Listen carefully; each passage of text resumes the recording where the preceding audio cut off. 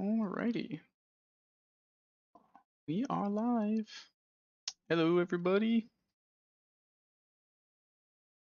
I'm gonna go ahead and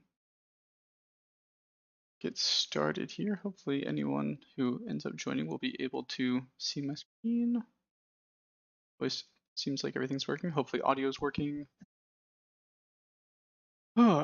So,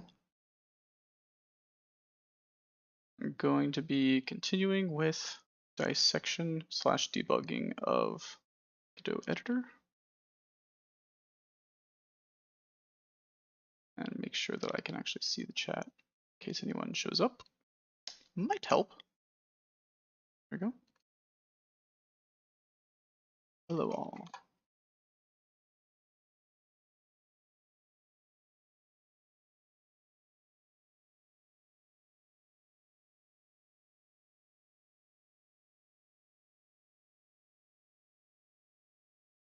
I don't know if anyone's actually able to see it, but I guess we'll find out. Alrighty. Just gonna move along here.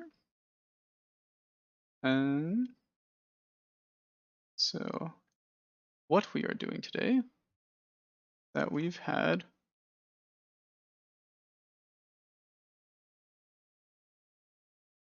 here we go. This I sent this message out. There we go. So my pull request to implement exportable resources is dependent on this other pull request that @links has put together called fix custom resource icons not appearing in file system. And the way that this one works is that it makes sure that each individual resource file has specific but if there's a script that is attached to a resource when the resource was saved, then it evaluates whether the script, the whatever path is associated with that script, it verifies that it's actually a global script class, and then if it is, it records that information. That way we can access that as metadata in the EditorFileSystem class, regardless of whether the resource is loaded or not, right? So we don't have to load the entire resource just to know the type information of the resource. So he implemented a fix earlier because we had issues getting the quick load dialog to actually show the resources that didn't have, or that the resources that had global script classes. And now, if I can get Godot to show up, it actually does, or at least partially. There's some kind of bug / caveat with it, which is what we will be looking into. And this is, by the way, Godot with mono support added, or at least that's how I've built it. I haven't yet added this C# exportable resource build to this, or exportable resources branch to this build, but I do have a branch that is a work in progress. So we'll get to that if we have time. I only have until like 4:30, which is like another 2.5 hours from now. So we shall see how far we get. Bring Godot over if I can.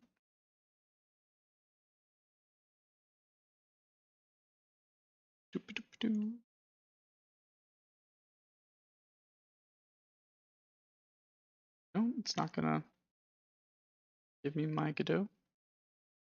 No, it stopped all of a sudden. Oh yeah, I don't want this right now. Not at this moment anyway. Oh, come on. There we go. All right. Load, reload. Okay.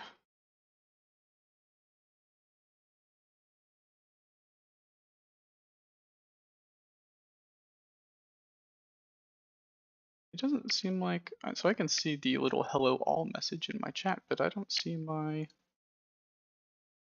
any messages in my like pop out chat window. It's weird. That is strange.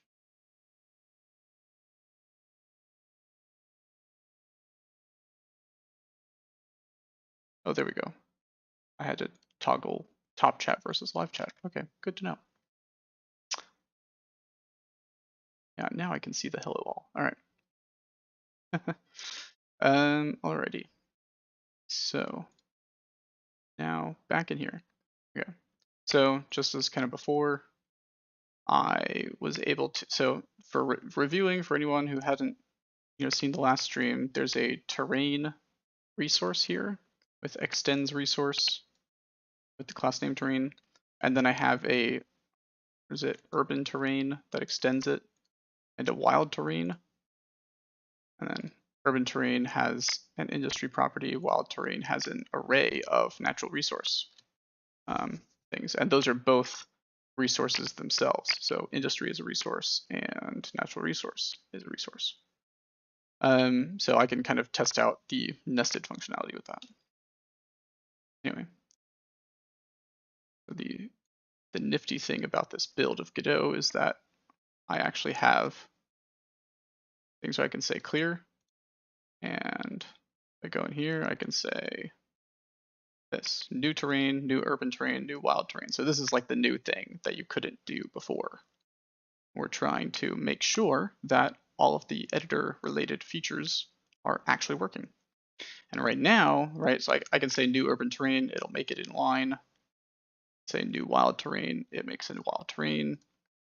And then I can say new terrain even, and it lets me just have a regular terrain.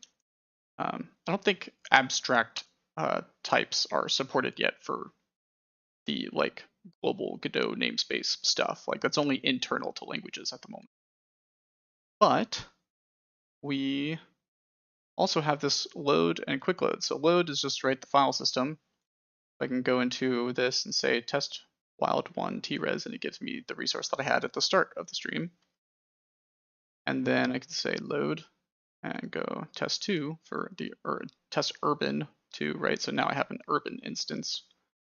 And I think I also had one, extra data, which is I had a little boolean here, And then I can create like a new industry and expand that and have some array of product names or something, right? Some, this is games is an industry, okay, whatever. All right, so then I can save that resource and it all works. I can go in here and clear it because this is the test urban 1 tres. So it's all embedded inside of that file. If I save it again, I can go to my test urban 1 tres, click and drag it over, and I can see all the same data. Games, right? The thing that is not working is quick load. If I say quick load, it gives me the test urban 1 and test urban 2, and those will work, but it does not catch the wild. For whatever reason, there's no wild here. And it shouldn't have anything to do with like type information per se, because test wild 1 is just one of the other derived classes. So if there were an issue with derived classes at all, I would have expected it to have a problem seeing all of them, or something of that nature. Because the exported property, if we go to the script here, this is the tile 2D whatever. It's a terrain. So if there were an inheritance problem, I would have expected it to just have the terrain be the things that it sees, any explicit terrain resource. But these are derived resources, so maybe it wouldn't show up in that case. But the fact that urban is showing up but not wild, telling me there's something else funky going on. So I suspect that it has something to do with file system not scanning regularly, appropriately.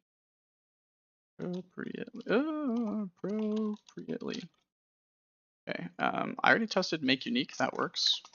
Loading other languages, don't have other languages yet, and then getting both of these to work. All right. So let's get into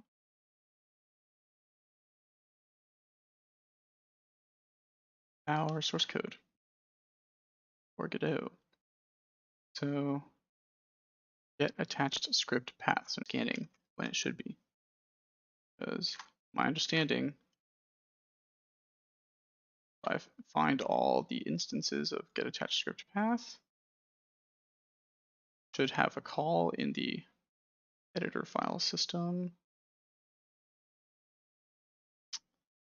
or not. It's got it here. I probably want that file here. Oh wait, yep, this is it. This is the scan. So let's go to the beginning of the scan function. This is scan new dir. Is it something specific to scan new dir? I would not have thought so. Find all references.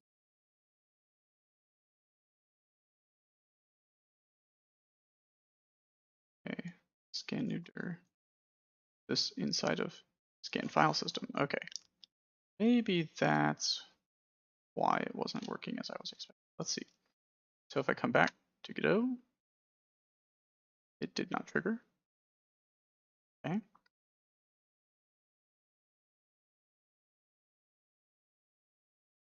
Maybe that was a change that they made, because I was under the impression it should rescan anytime I re-enter the editor, like anytime the editor gets back into focus. Okay. Scan file system.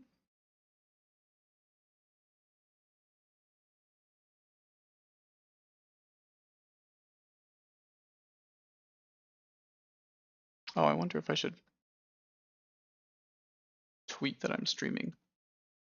Might be a good idea? Question mark? I don't know.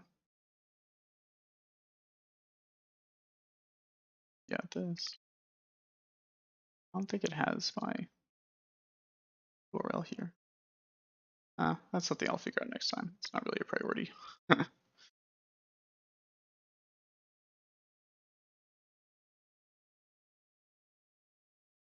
Here we go.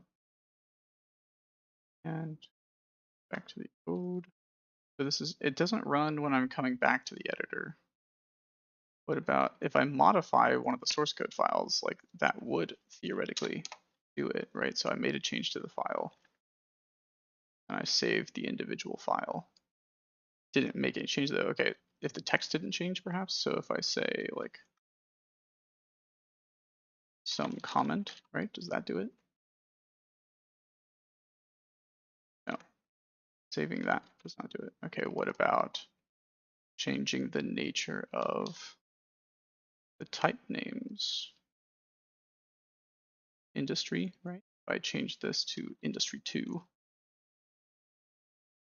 S, which that should then make this other one break. Yeah, see, this should be having an error. There we go. Industry was not found in the current scope. I say 2, S. See, all these things I'm thinking should trigger file system scans are not doing that.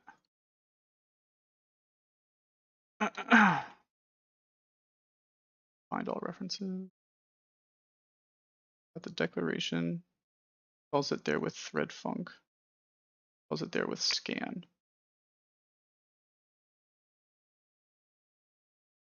All right, so come back here. That didn't do it. History. Not found in current scope. Yeah.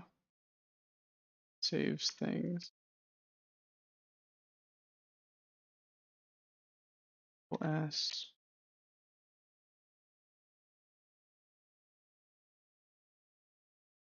And then this one, I have to modify it before it reparses and then verifies that it's good. Okay. But none of these are triggering breakpoints on the scan. So then where does this get called? Like, it's like, how many times am I going to have to trace this thing to identify that it's actually supposed to trigger? File system doc rescan or That's the declaration. That's binding. This is the other declaration, or sorry, definition, then binding, then declaration. Here performs a scan. This code, this is editor node notification. Editor settings changed. Okay. Interesting. Then that's the rescan from file system doc. If I keep this and search for this one, get make dir confirm something, rename operation confirm. Okay. Duplicate operation, move operation confirm, drop data forward when you drag and drop something. That's constructor, and then the declaration. Okay. Yeah. So okay. So then theoretically, if I move a file, or eat something, right? So do folder test. There we go. That gets us in here. Does it trigger the other one? Yes, it does. Then triggers the scan new dir. Then gets us to our files. Yeah. Jeez. Yeah, so I was making all those changes. Oh, hello, Nerdy Drow. Welcome. Hope you're interested in viewing some live engine development.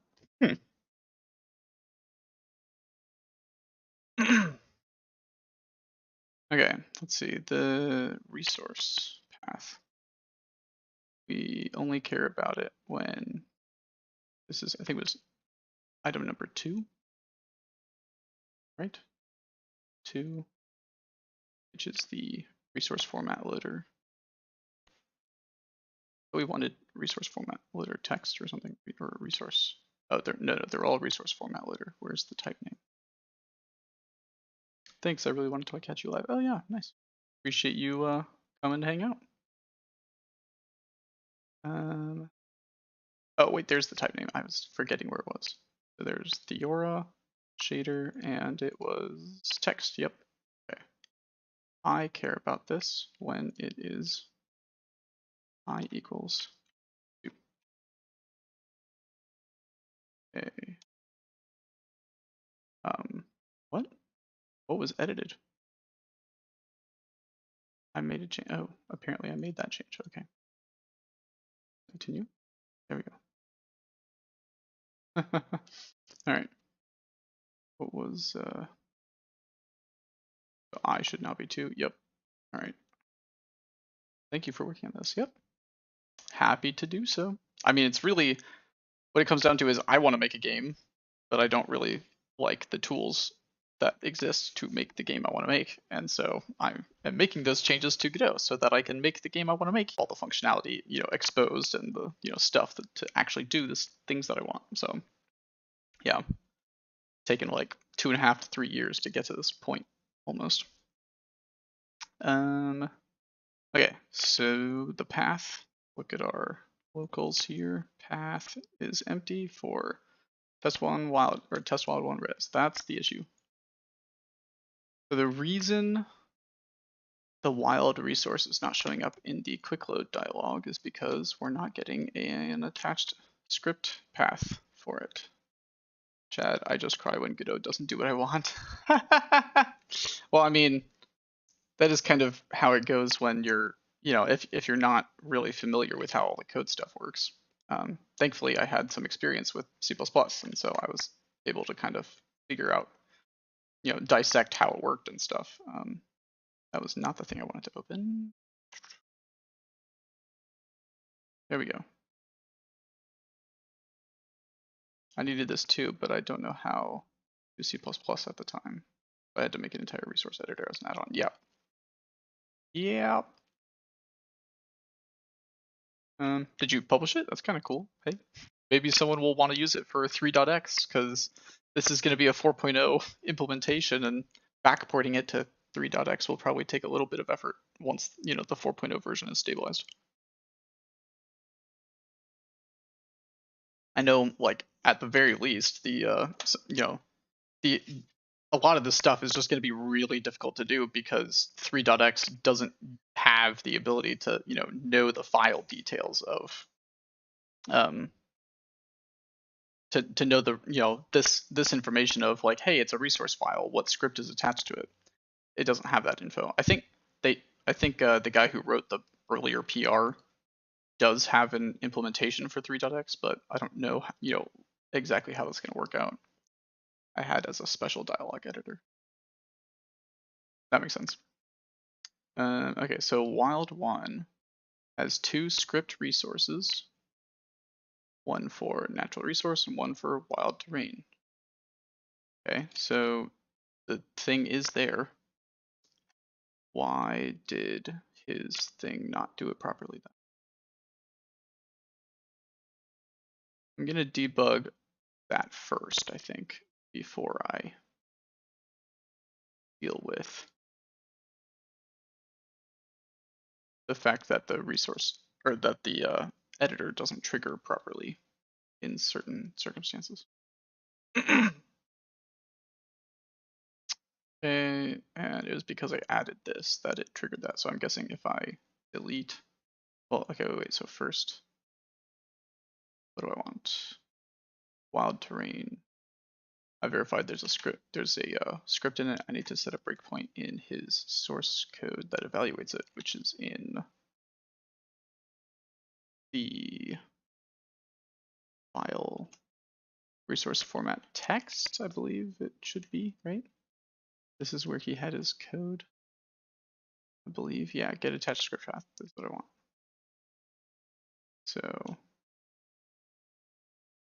for that file, if we do delete, that did not trigger anything. I try to do it again, test. There we go. Yeah, that's I mean, okay, it makes sense not to delete an empty folder. That's fine. But still, it's like, okay. I mean, if adding a folder triggers a scan, why wouldn't deleting, whatever, doesn't matter. I guess I still want to keep that breakpoint just in case. That should hit scan file system. Hello, it's a very useful feature. I hope it gets merged to 4.0. Yeah, me too. I hope so as well. So we wanted to reach scan new dir. It should, yep, scan new dir. And then we should get to the directory we care about, yeah, where it's finding our resources, our resource files. Get attached script path for, have the path in here? Not sure if it, oh yeah, here we go, path, test res, test urban 1, 2. So while next tag name is equal to ext source. So I don't care about this one in particular though. I care. All right, so pf file access path. Here we go. What's in this? Okay, yeah, cat data. I guess I need to move this over. Yeah, okay, so test urban 1 tres. I don't care about that. Hitting it again. Test wild. There we go.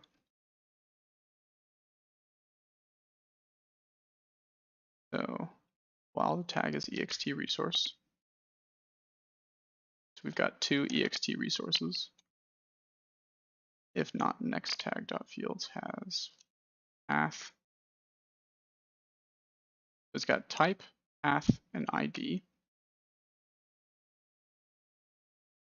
Type, path, ID. Yeah. It's got that. Okay. Type dot fields subtype. They should both be script. Add all script tags.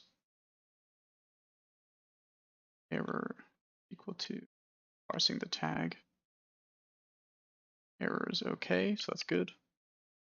I wanted to derail the stream, but for the next one, can the font in Visual Studio be bigger? I mean, that's easy to do. Just say the word and it's done. This is 161. Okay, it might be a little bit too big. Let's do 146. That's pretty decent. I hope that's a lot more readable for you guys.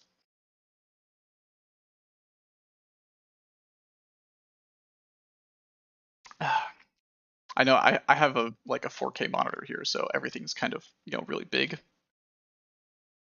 I need to finish implementing global groups before feature freeze. Global groups. That would be interesting. Yeah. I haven't heard about that feature. I'll have to look into that actually. I've literally just been kind of narrowly focused on just the resource stuff that I'm doing, so I hardly know about what else is going on in Godot at the moment. Okay, if error, so that's fine. Resources current plus plus. Yep. Get to the next one. Okay. 2, 3. Yep. Get the type should also be script. If it's equal, you add it. Yep. And that's okay. Then it exits. Great. Find resource tag to begin parsing properties. So while next tag, parsing properties. Okay, so there should be, resource with script equal to ext resource. And it's got the reference to the ID of our, yeah, that's right. Okay. So while it's not equal to resource, wait, find resource tag to begin parsing properties. While next tag is not resource, so you're explicitly looking for sub resources. You wouldn't know which one is it, right? Error. Resource tag to begin parsing properties. I mean, this ensures that the various sub resources are valid. Is that what he meant to do? Oh wait, there was an error. What was the error with this first thing? Oh wait, so this one is sub resource fields. Oh crap. Elements. No, not gonna give me any info on that. Is there a way to look at the? This is not very easy to grab information. Lines 7 stream. Does it have the stream file? Character. Okay, yeah, that's not making it very clear what it is I'm actually examining. I just can't quite tell at the moment like which tag it is. We parsed all the ext resource tags, and now we have the sub resource tags. So while next tag dot name is not equal to resource, so it's going over all the sub resources. You're parsing them.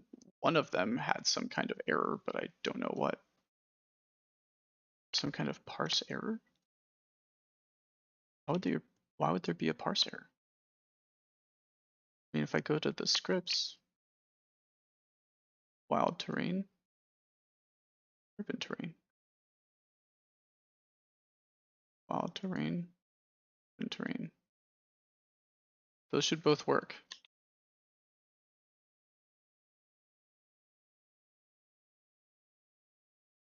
What is it trying to parse? Wait, no, parsing tag. Wait, I think I'm misunderstanding what it's doing. It's parsing the tag. So the tag structure in this file, right? Somehow the tags here, parsing this tag failed. Type equals resource. Is this the issue? Oh no, wait, it's got resource here. Is it supposed to do that? So that seems like a bug. That seems like a bug. Print the error. Yeah. I think it's like he did some sort of copy replace thing maybe that resulted in a giant resource being here? Or maybe, or is that intentional? Is that like just how they work? I have no idea. Okay.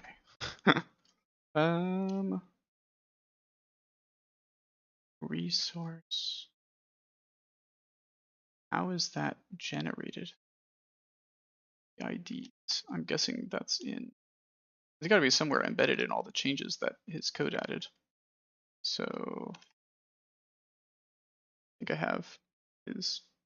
Oh wait, no. Did I add another browser window, right? It's a change. Yeah. Here we go. Yeah, I was playing around in the editor and I noticed the file system doesn't rescan when a new resource is created. I wasn't sure if this was scanning. Oh, okay. Well, I guess that's a different thing that they will choose how and when to fix. So not my issue, I suppose. All right. Files change.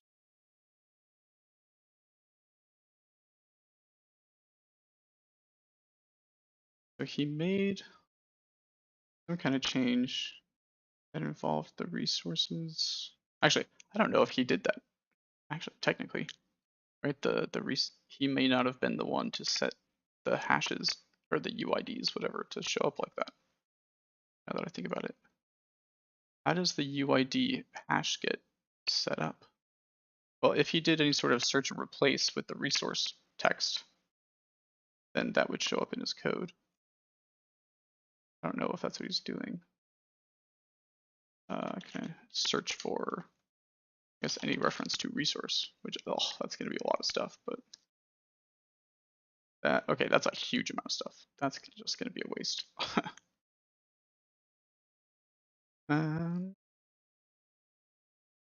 Guess just parse his code really quick. I don't know if I can increase the size of this for you guys, but oh, a little bit. Yeah, there you go.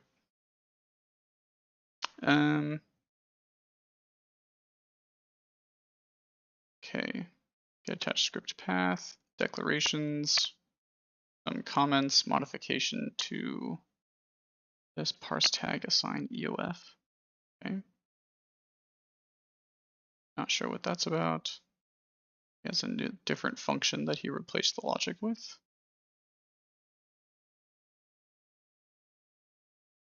Okay. There. I know he updates the file system cache to version 8. And then get file resource script class name, which calls get file resource script class path, which they do here because they're putting it on the file's in-memory cache, the in-memory information.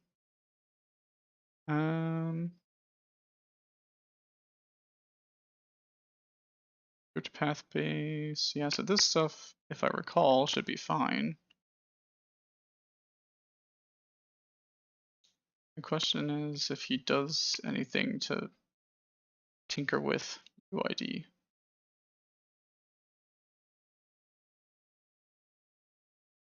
Because I don't see any other issues with the tags, right? There was just, is there some other, you know what? I need to compare this to a non-global resource. That's what I should do. So that I can see what it's supposed to look like. Oh, in which case I need to stop my breakpoint and just let it continue. And I will come back to it. Okay, back in the editor. Well, in 3.x, there's just type resource ID equals 1. Yeah, they changed the IDs to use UIDs. There's now like a UID system so that you can, so that you're able to reference a resource by a universal identifier that's not tied to its path, which was like a big issue for like, oh, I need to, move this resource, and now all my paths are invalidated. Now you have a way to use a UID to refer to the resource. I think it's like they actually do like UID : / and then you have the ID, and that's how they structure it when you're just like loading a file explicitly somehow. I haven't really tinkered with it much, but I know that they've added that. And so it seems like that's the ID that they're putting in here. So I need to have regular res, new folder res. Just continue. I don't care about this stuff at the moment. Okay, letting it go. All right. Yeah, nice. Okay, so res, and now I'll create a regular resource. What do I want? Make a new resource and something that's simple that I'm familiar with. Let's go with that. Whatever that would be. I don't really have a lot. Let's do world 2D, I guess. I don't really.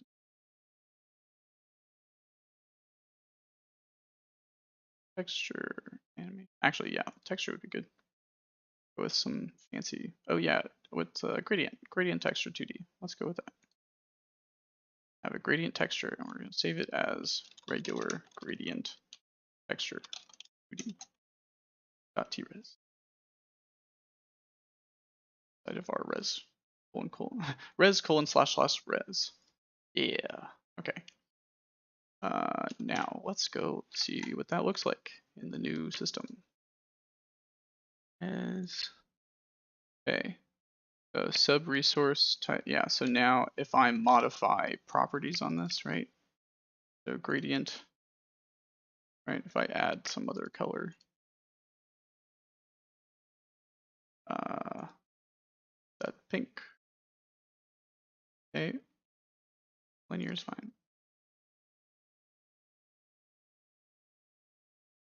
Increase the width a bit, 75. HDR, no, whatever, it's fine. Repeat, fill. I don't really care. I'm customizing it. That should result in data. Yep, okay. Now we have some custom properties on it. Or not custom properties, but overwritten properties. And okay, so it looks like it puts the native type here. Okay. So if it is a sub resource, why? Okay, I mean, I'm wondering why it does that, but I guess that works. Okay, so then the question becomes, if I add this as I'll just add a texture, right, to my wild, because I was testing out wild. I need wild terrain to require an exported texture. Wild terrain, yeah. Go back to the editor. At export var x as texture 2D equals null. Save that, and then demo here.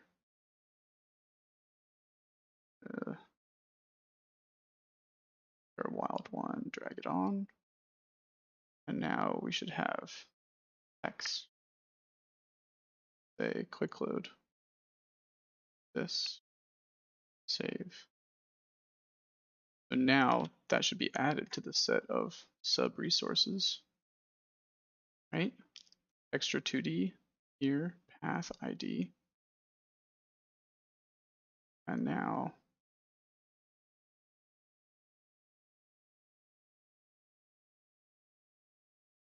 source.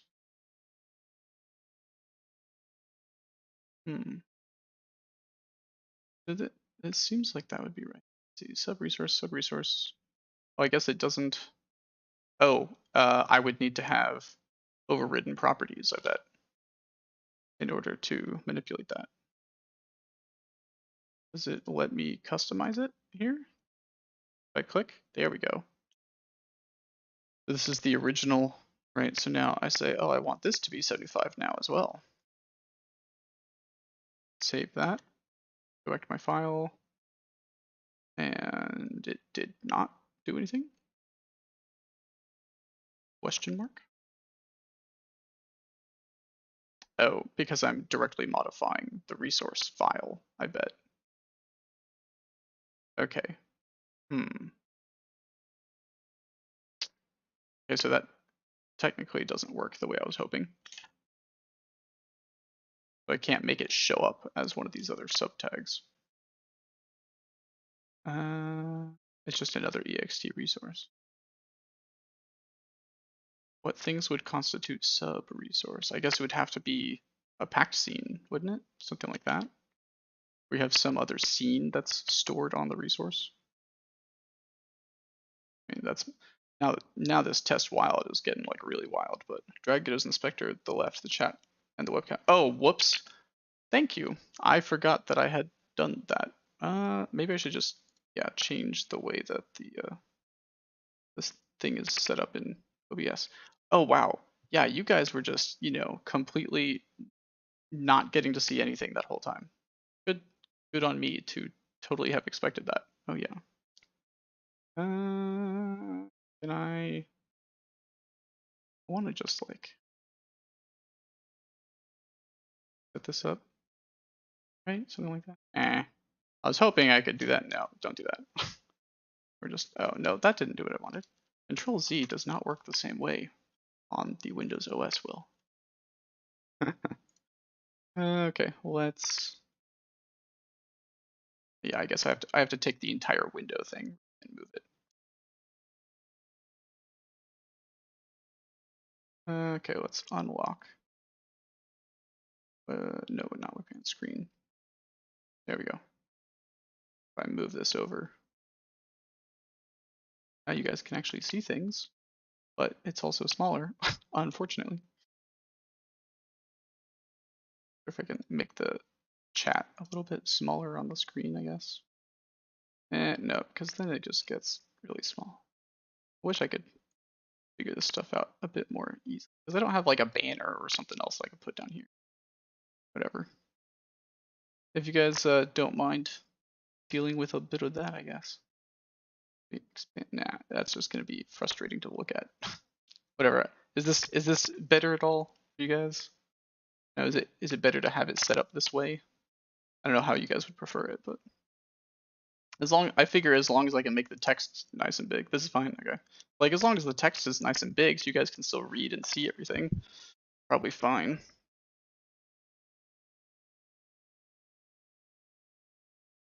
Because unfortunately, I don't have like a nice, nice convenient overlay. Yeah, so Visual Studio still looks okay on here. Cool. Alrighty. So where was I? Was in here. Oh yeah, packed scene. I was gonna use a scene file to see if I could get it to work properly, which means script, wild terrain, export. See if I can do a packed scene, and which means that this thing I don't need. That's fine. Remove the dependency, and this file is now just an inline resource, and I don't need it anymore because it's not even something that really works. Yeah, it's like, what are you doing here? Quick load some scene, I guess, whatever. Some other scene file. I still called it text. I would change that to scene. Okay. Nope, it's not going to update the name here. Probably have to clear or close this, right? Something. Now it says scene. Okay. See, if the scene file, like if it, yeah, it's weird. Like if the editor file system doesn't scan, then info doesn't get updated, and therefore, other things won't reload. And I don't know whose decision it was to not trigger file system scans, but I'll have to investigate that at a separate time because I just don't have the time to look into that and make any kind of decision, really anyway. That's, evidently that was made, someone made that decision on purpose, for some reason. Okay, so scene, oh wait, this isn't set txt scene. Okay, save the scene. Okay, now if I do wild terrain source, so if I open this, open it. Okay, so the scene is still there. Good. All right, txt scene. Now if I go to inspect the resource, I don't know. Wait, I don't know why I thought that this could work, because I can't like override information about the scene here. I don't think. Can I? Well, it seems like I could potentially, but even if I did, I wouldn't want to. I don't think. Bundled. Yeah, like I don't want to manipulate this stuff, do I? Add key value pair. You know what? Let's just try it. Like, I don't know, what? New key string, you know, like, I don't know, test item. Like, what am I going to put here? Make it a float that says 3.14. I don't know what. It didn't even accept it. Okay. So that, yeah, I was like, why is that exported? I don't, I guess because it has to be serialized. Well, why is it exposed to the inspector? I don't know. Okay, but that doesn't really seem to do anything anyway. Okay, there we go. All right, well, maybe this is just a futile endeavor.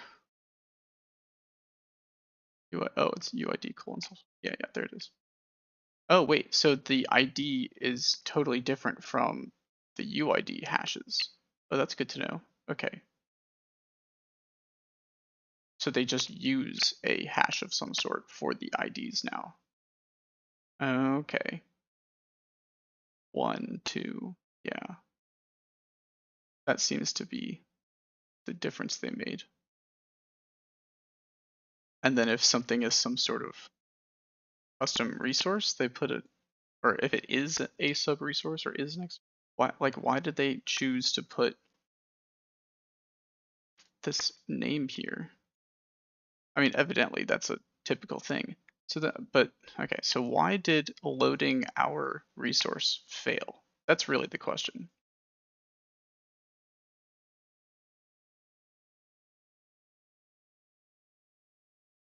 I have here test1. I clear this, save the file, testwild1 tres, put it on here. Like the file loads just fine. What happens if I play the scene? I've never actually tried to run this now that I think about it, but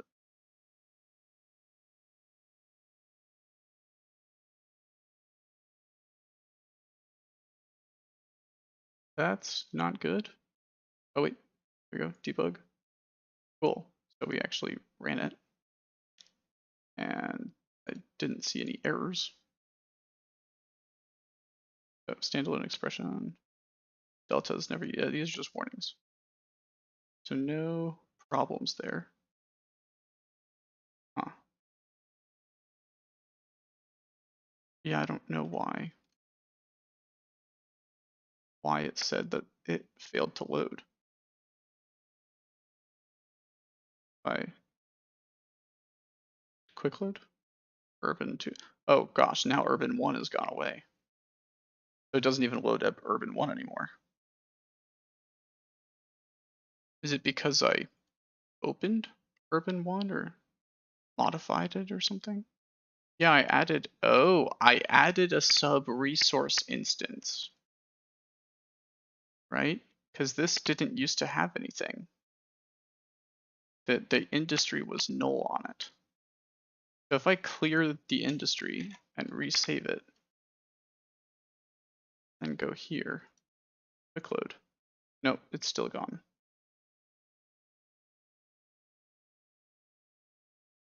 What if I refresh the file system by adding another directory?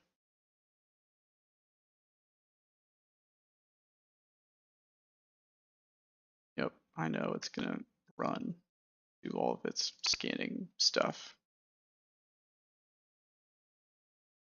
Get attached script path, right?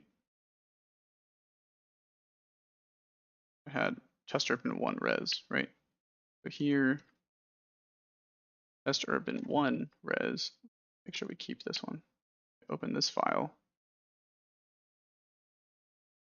Get gd resource, ext resource, and resource. And that should be the only one.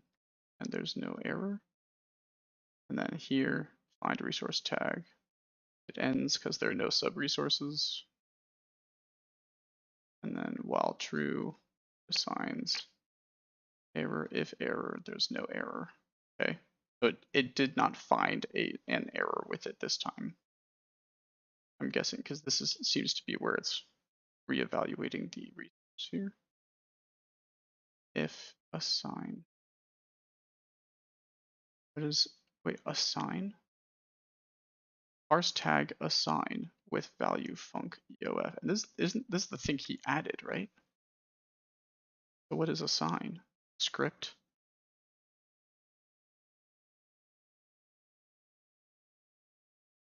Oh, I see. Yeah, it's getting the name of the property. Parse only ext resource value func. Interesting. I guess this is how he implemented the logic to like specifically target which data it was trying to parse. And I bet there's an error with it, which is why it's not working with the wild one, I bet. We'll find out. If it's not empty, and if it is script, then get the path. If path is relative, make it absolute. And then remaps has, which it doesn't return the path, so that worked. And you get the path. And now we're doing the loader again.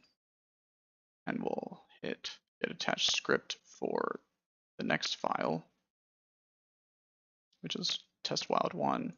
And here, this is where we're going to hit that same situation. But we get in here, and it's going to start iterating over the sub resources. Next tag dot name, right? So what is next tag? Have this tag here. Name sub resource. Yeah, it just has the fields that are difficult to parse. Is there a way to really understand what's in here? Elements, hashes, head element, tail element. Okay, wait, head element. Maybe we can. Key is type. Oh, there we go. So that's type. And then next data is ID. And then next. Oh, there isn't another one. So ID is what? Is there a way for me to like clearly see what the string is? Would be nice if you could do that, right? Nope. It just has it, the variant essentially. Okay, lovely. Yeah. I'd have to actually print it if I wanted to know what the thing was. Okay, good to know. Next tag.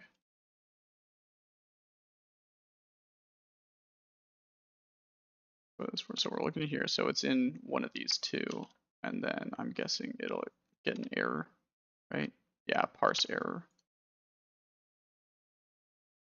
I may need to, if there's an error, then wait. So if any single thing ends up with an error, then it does that. Okay, so I need to find out why the regular parse tag operation fails. Because that doesn't seem, wait.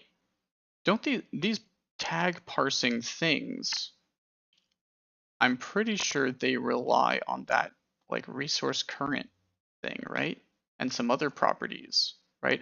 F and stream and stuff like that. I wonder if there's some like external state configuration you have to do before you simply return. Maybe. Or before you move on. No, it's just getting another tag, right? Parse tag. No, he's just trying to parse whatever the next tag is. I guess I'll have to find out. If I just go on, yeah, it'll fail because it failed to get the thing, which is fine. Okay, so delete and re-add because we want to get back in there and actually see why the parse tag call fails. right? So we get back in here. Okay, that's fine. Don't need to know about this right now, but I'm glad to know where it is and why it's doing what it's doing. Scan new dir, really don't care about you either at the moment. Just this function. Here we go.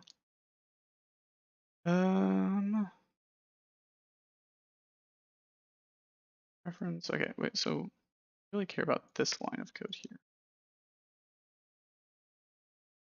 Next time we hit it is for wild one. Yeah. Now I want to dive into this function. Get token line 8 here. This thing. F R token TK identifier string. Which, yeah, this is just going to be another one of those. Yeah. If token type, nope. Another one. Oh, wait. If token.type is not equal to TK bracket open. So the parse tag is actually looking for this thing, the actual tag. Okay, yeah. And he's already parsed it, which is why it's giving that error. So I was right. That is the problem. So get token. No, I want to go to the definition of that. Right? Doesn't this need to actually grab the next thing while true character char? No. There's something wonky going on with when he chooses to run this. Underscore parse underscore tag variant parser. Which means, so this thing that he added is not implemented correctly, right? That's got to be what it is. Parse tag assign with value func EOF. So what does that do exactly? Because he added a function, right? Where like, yeah, he has to get parse value func. He supplied some specific function that he had written to do this with, which he calls here parse only ext resource value. Does that while true for the remaining resources while next tag.name is not equal to resource. But he's trying to just skip over the remaining tags, but it doesn't work. I guess at a bare minimum, I need to report that to him. Conversation. Gotcha. Then need to figure out whether that's intentional or not, / what the decision making there was.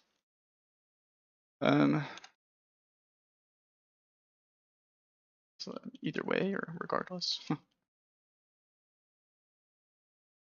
Regardless, I found another bug. With your new implementation. Okay.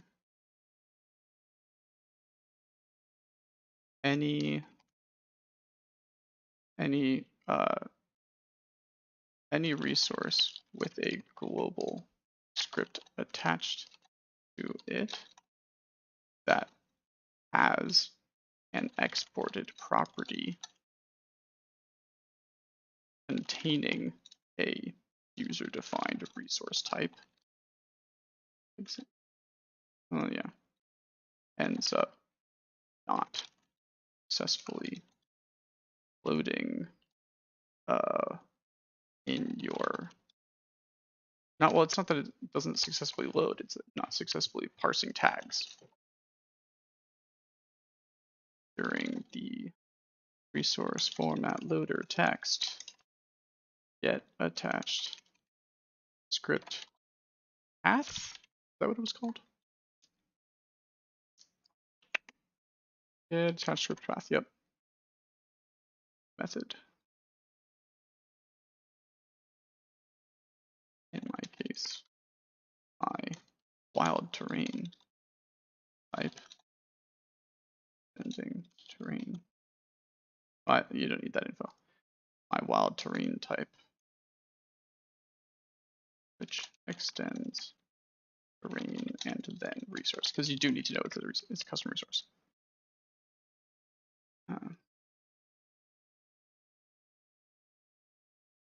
Has an exported property of type natural resource, which extends resource.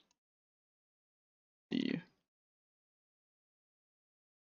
natural resource instance shows up as a sub resource.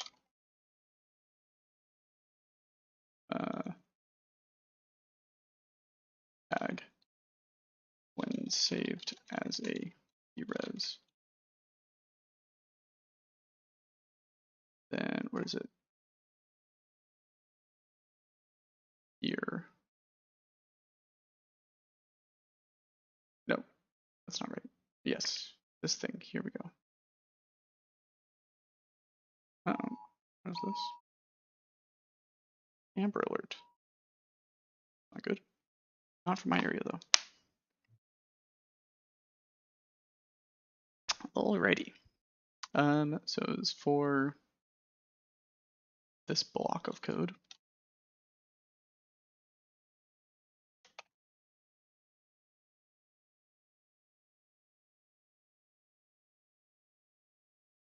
It then triggers an error when you call parse tag here.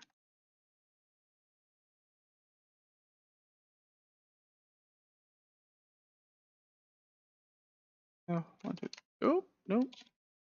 Forgot those were tabs. Yeah, I'll just leave that like that.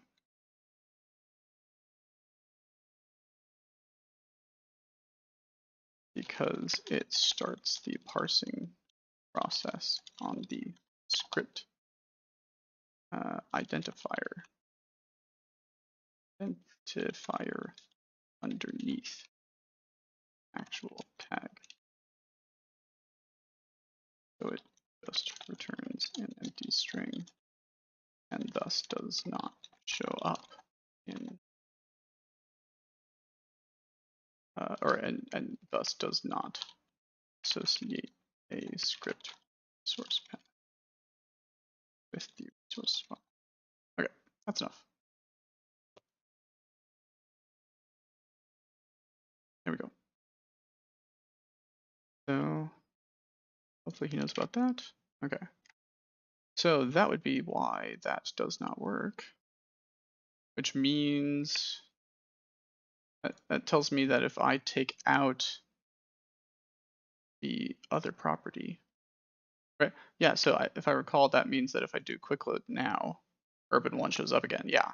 So any global script class resources that have an exported property that is itself a global script class resource will end up failing to cache that information. All right. So that's another thing for him to fix and figure out. So I guess got plenty of time now. I can jump into trying out the C# stuff. Okay, so save the file. I think it's still okay to leave that there. Yeah, because it all still works. It's just the quick load that's broken. All right. Let's see. I need to make sure that I rebuild with the latest auto-generated stuff. It's still throwing that exception every time I close the editor. don't know what that's about. Like, I need to, off stream, I'm probably going to try that with just the regular Godot build, because I don't know if that's something that's in my code or Atlinks's code, or if it's just in 4.0 master. Okay, so bring up get dot log. All right, so here's all 4.0. There's the quick open GDResFileSystem, and in here, I'm pretty sure I've got GDRes inspector and GDScript, right? Inspector, GDScript, and then the base, which is master. Yeah, okay. I need to add the C# support. I wonder if I should do it without this other stuff. Yeah, I guess I'll do it with it. Hopefully it shouldn't matter too much. Git check out res C#.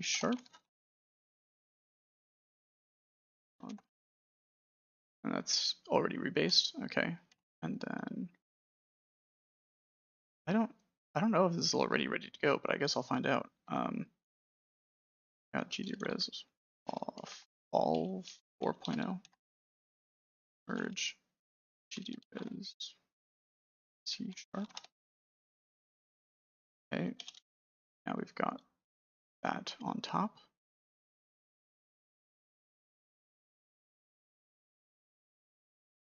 So I should actually have all the C# files in the repository now. Go to Godot. Just want to double check that the files are there. Should be, but C# script should have not in glue, is it? No. Mono GD, there we go. You don't use a Git helper like LazyGit? No, I do not. I just use the console generally. I do have there's a tool called Gitkraken that we use at work sometimes. I don't really use it, but a lot of my other coworkers do. Actually, yeah, I'm pretty sure I can actually just do it in Visual Studio, right? I can say view history. And inspect the content of it, which, yeah, it should be there, right? Aha, it says no changes. That's a problem. Oh wait, no, it does, right there. Cool, yeah, so all the files are there. And then this. I don't know why it didn't show up in my Git log though, that's a little weird. It's like Gitkraken for the command line. Oh, nice. That's interesting. I'll have to investigate that. I would actually like to see something like that with like auto completion and whatnot in the terminal. That'd be cool. I mean, I'd ultimately like it if I had that just out of the box in my local terminal, but I don't know if that's really a thing. I know there's like I think there's the terminal app, and I installed that recently, hoping that there might be support for something like that, but it was not there, so I'm guessing you'd have to install like an extension on top of that software or something. Or like a TUI. I'm assuming a GUI, maybe. Yeah. For the command line. No, I'll have to investigate it. Okay, so files are there. Let's rebuild. So first, I can't use Visual Studio for this because I first have to build it without the glue. A6 with module mono enabled. Yes, mono glue equals no. Okay. And hopefully that'll be a relatively quick operation, since a lot of it should already be built, but I'm sure it'll have some modifications it has to make. Oh, yeah, well, it's saying initial build. That's lovely. Hopefully it doesn't take that long.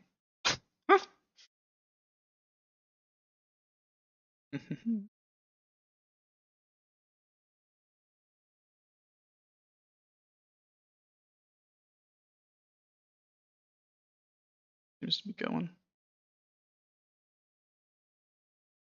Terminal UI. Interesting. Okay, I've never heard of that. Terminal UI.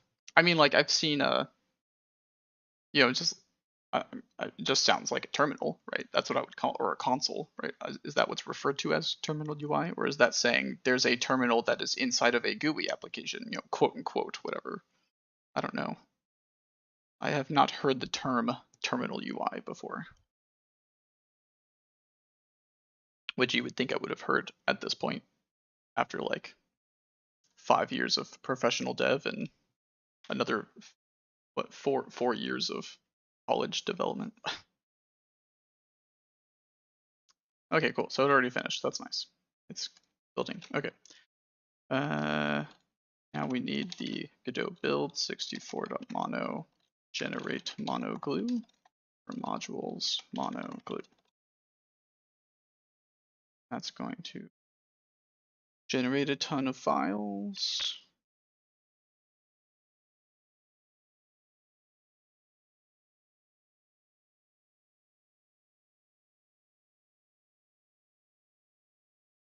Okay. Now do it again, but with glue included.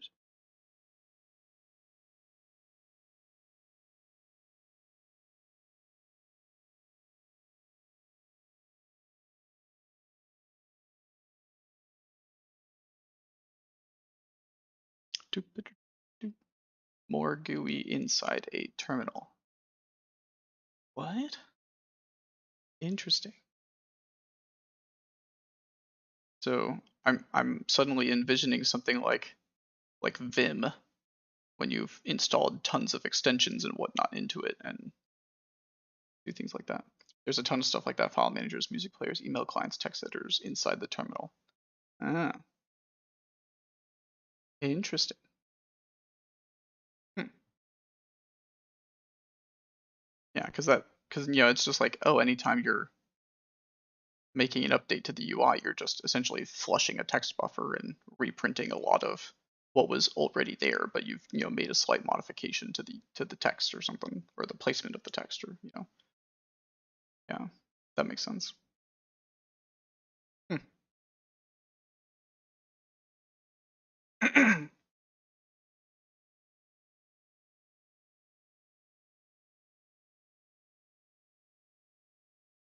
Okay,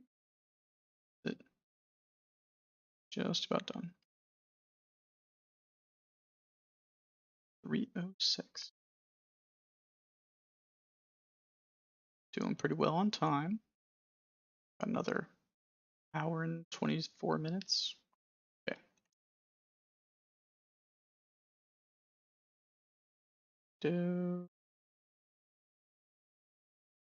I should be able to just run it now.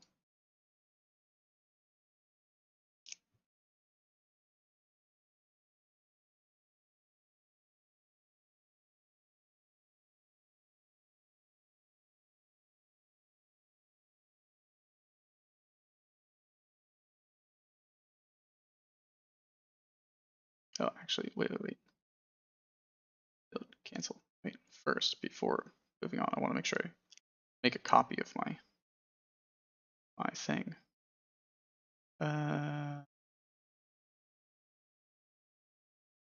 Goes into my inspector resources. Gonna make a backup of this.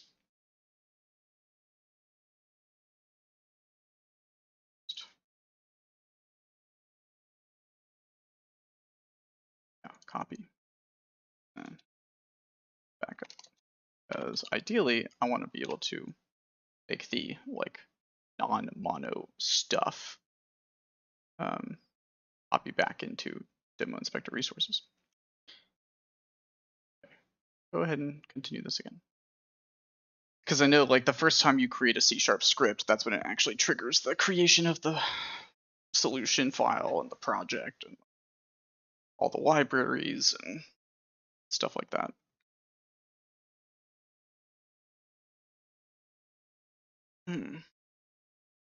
So, how is everyone enjoying the Godot news lately? Is there a lot of, with recent announcements for certain engines, there's been a lot of activity suddenly.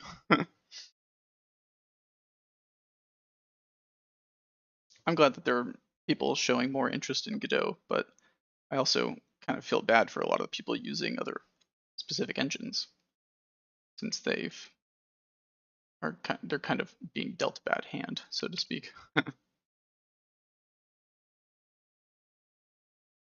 Godot is coming up here.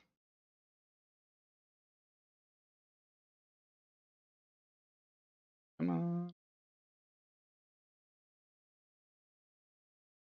There we go. Let's turn that off.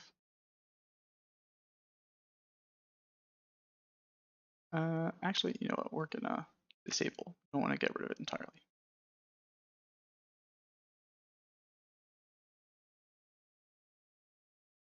Okay, there we go.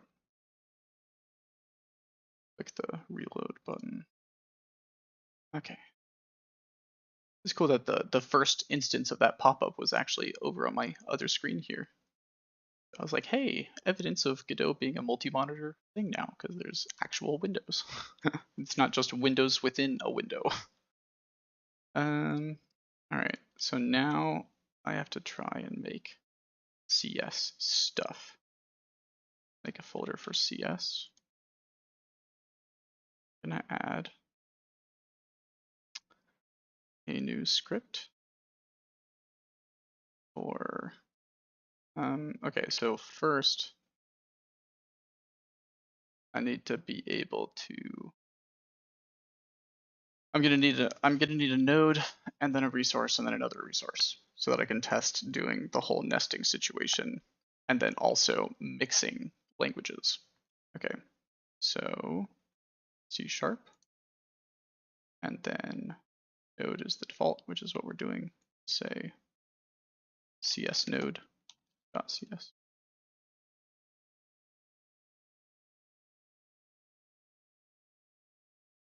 Generating solution.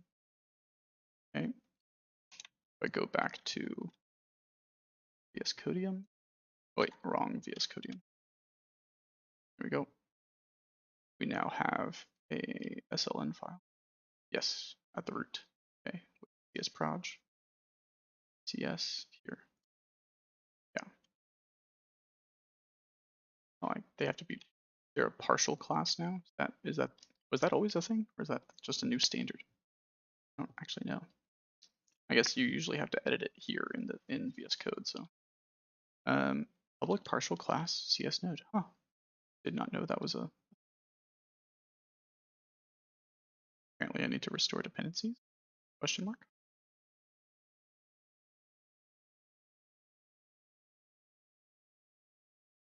Okay. All right. Called when the node enters the scene tree for the first time. Yeah. All right. All this stuff. All right. This node, I need to export property. Well, so first, I don't really need these. And then I should have export or global, right? Cool. Well, no. So export, right? So first export kind of public resource.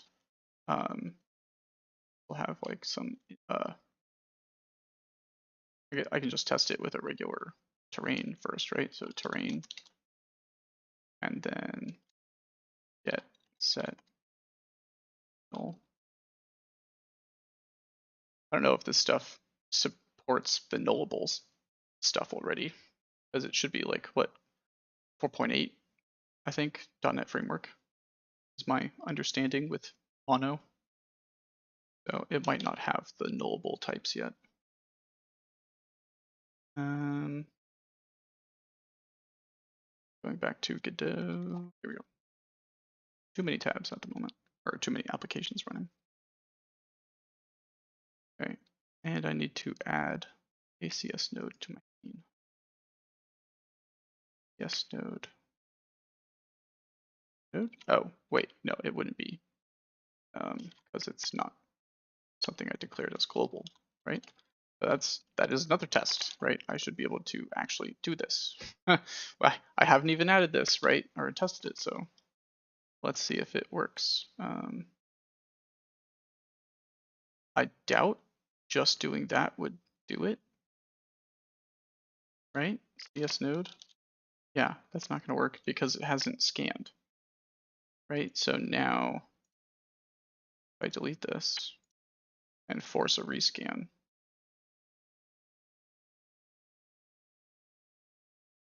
does it now understand what a CS node is?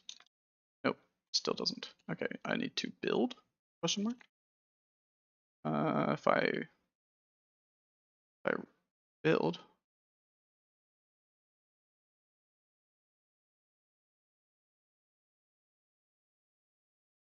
did that do it? What is this? I'm getting this like weird error on YouTube streaming or something.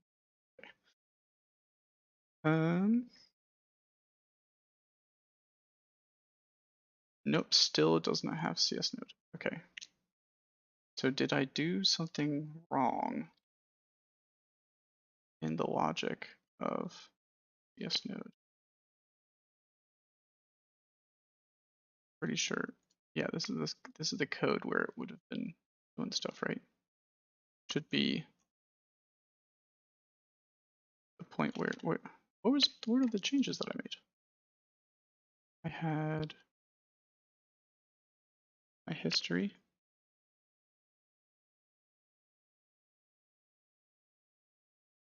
View history. Here we go. Chart. Yeah, so I defined global attribute, and export attribute was modified to include an option to just give the name of the class, which is supposed to be used with resources. Yeah, so that you can have a that you can export a resource type that's globally defined from a different language. Then GD mono cache, which has the global attribute information added, and then definitions for things related to global attribute, the C code that's like generated and stuff, and the macros, and basically just mimicked everything going on with export. And then what's the change here? It's back. Okay, I'm gonna have to lower this just a little bit because it's a little hard to see everything. Handles global class type. C# script. Yeah. Sharp language, yeah, and then get global class name. So the question is, why is this thing not getting set, right? Script, get script class name, which is based down here, right? Editor data, script class set name. No, that's for the editor stuff. Script server, save global classes, editor node, save icon paths. I wonder if that's not happening. Is this triggers on, what is the function? Reload assemblies, which, I mean, that's what I did in my last implementation of the 4.0 thing. I don't know why that wouldn't work. Given hint. I get member export hint. Is that what I did? I try to, yeah, you're getting a script class name. Well, no, that's just setting the export hint. No, where's the global declaration? Nope, that's for exporting like resources that are user defined. Where's the actual? Oh, maybe here it is. Here it is. Update global script class settings. Yeah. This is where it actually calculates what the script class information is. So I guess I need to recompile. I hate having to recompile it just to add like a print line or something. Interesting that it doesn't show like who is actually on the stream when you're looking at it there. Oh well. Like I can't tell if there are actually people viewing or not. If you're just looking in like OBS or looking in the chat browser or something, you'd have to go to the actual streaming thing, I guess. Anyway, I was like, how can I actually tell what's going on? Let's see, right, go update. So where am I? I am calling this in, aren't I? Sure, I'm actually calling it update global script class settings. So I go to code, update global script class settings is getting called here. Is in the reload function. Print verbose with debug enabled found script.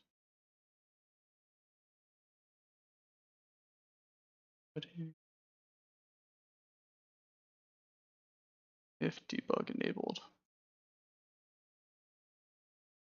Which flag is that? Do I not have that flag turned off? I don't know if Godot has that in the output, right? Or I bet it would be in Visual Studio output, right? If it were being sent anywhere, which I don't think I've seen anything of that nature. Loading resource. Yeah. Lovely. Native update global script class settings. I think I need to first verify that I can actually get the global stuff working. I thought I already had that working, so I guess not. Well, I had it working in the last build, which makes sense that it's not working out of the box when I migrated it over. Even though most of the stuff should be pretty much the same. So I'll turn this off really quick. And then, yeah, you're gonna throw exceptions because you suck.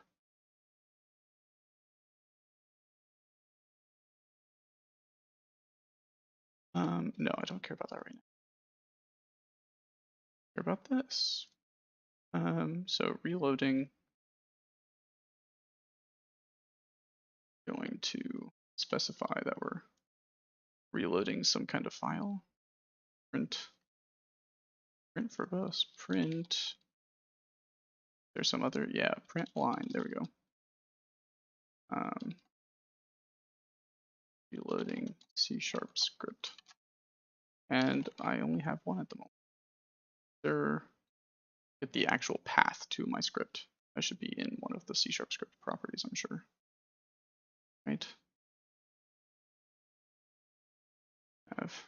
Well, it's a resource, so I can just do get path, right? Yeah. Sending resource. Plus get path. Yeah, there we go. C++ code.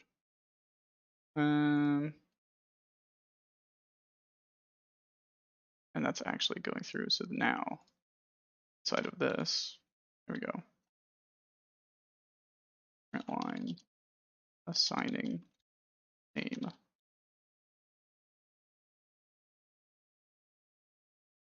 Your script class name. Okay. Parent. Get parent. If global script class base. Oh yeah, it's just getting the base type of the thing. Yeah. Oh, I should probably add something for that too. Empty get instance base type. Line. Yeah, actually I shouldn't put this here. I should go down here.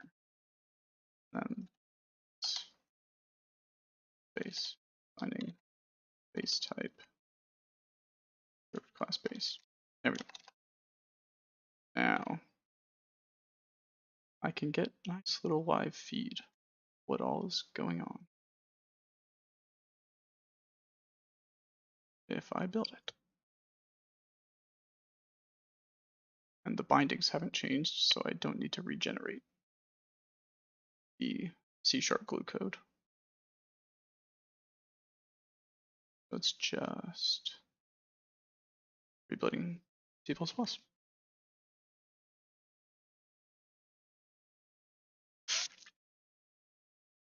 So then if it doesn't reload the file, or if it doesn't call the update settings function, actually, I don't know if reload is always reliably called. Like, is there another instance where I call that function?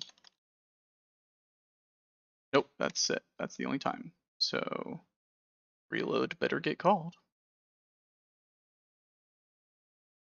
Can I find references for this?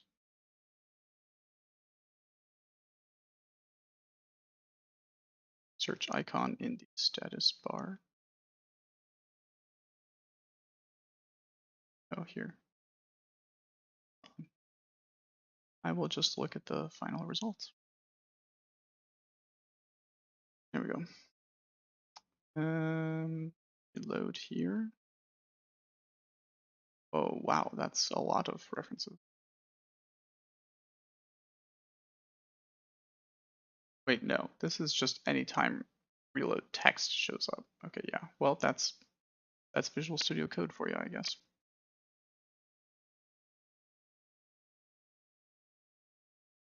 I need to figure out how to actually get Visual Studio Code to see and understand all the monotype or mono-related code, because I know, because it doesn't show up by default in Visual Studio. It's like grayed out and then nothing works. I know that's because of compiler flags and whatnot.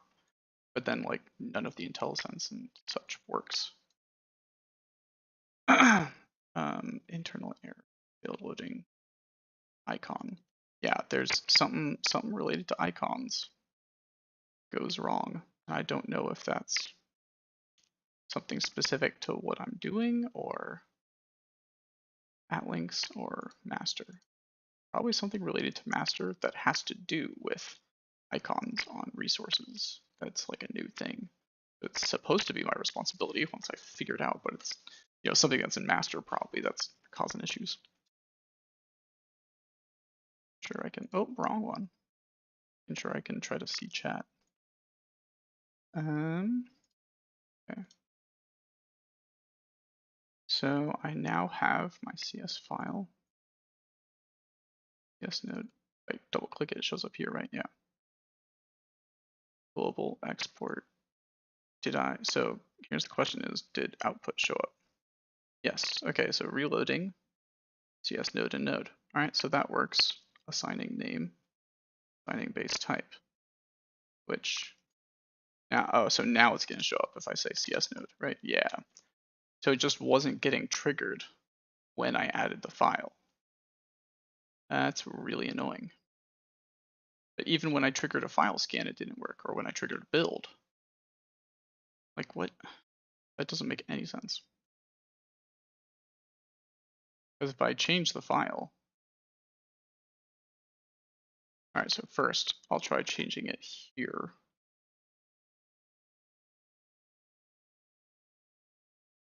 No, that's the wrong one. We want this one. Okay. I'll say this is CS node 2. Save, and then I have to rename it with 2. Okay. And then if I go to Godot, following files are newer on disk. What action should be taken? Reload. Load. But yeah, it's all gonna fail because it doesn't exist. So do I just have to say cancel every time? Oh wow, it just goes on and on and on. That's fantastic. Yeah, like the whatever they did just totally mucked up Godot when it comes to understanding modification of external files. That's an alpha build for you. Wow. Yeah, resave. Yeah, no, I didn't want that though. Like, delete. Like the whole point was to delete it. That's crazy. Okay. So CS node 2. All right. And now I'm guessing here CS node doesn't exist anymore. Okay. So now what happens if I change this to CS node? So I can edit it here too, right? Yeah. CS node, Shift S, and then rename CS node.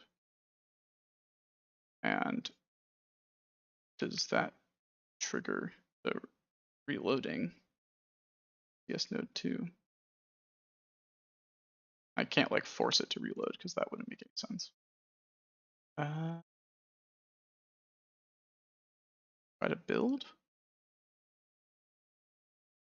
Copying Godot offline packages, assigning name CS node, assigning base. So it did trigger the other function. Yeah, there we go. Yeah, reloading CS node. Okay. So then theoretically it would have updated the information, but it still doesn't show up. Why does it not show up?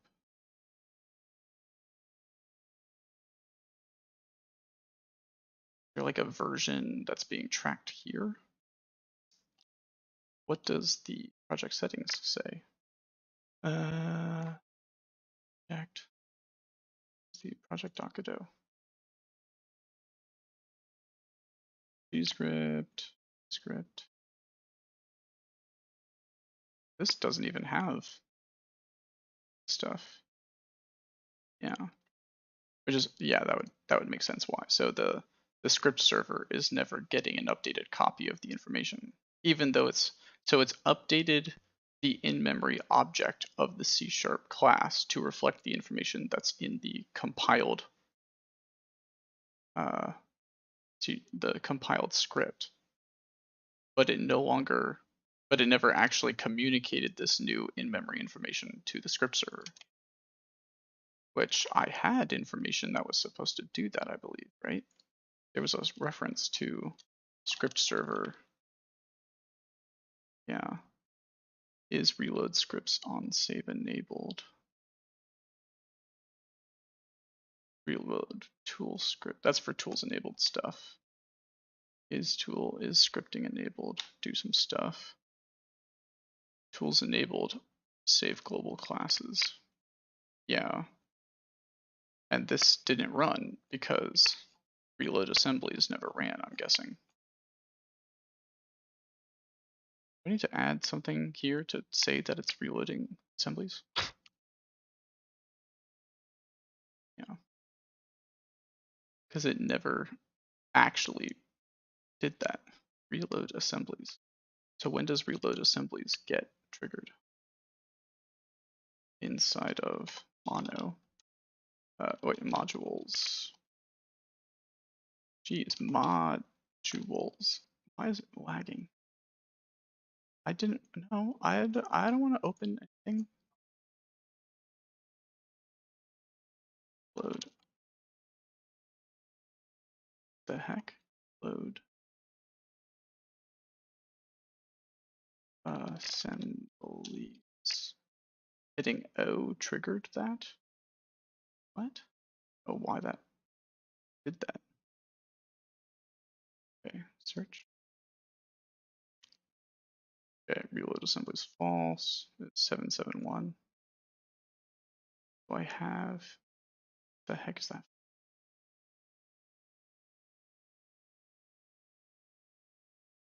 I don't know if. Yeah, I don't think C# script is in here. Like, I don't have those files in here. I have to go here. So 771.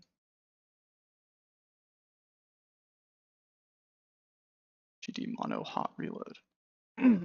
If is assembly reloading needed.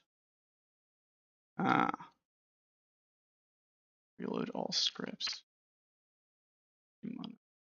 Scope thread attach reload assembly is false. Reload all scripts. When does that run? Is that a public method? It's not called here. I guess that makes sense.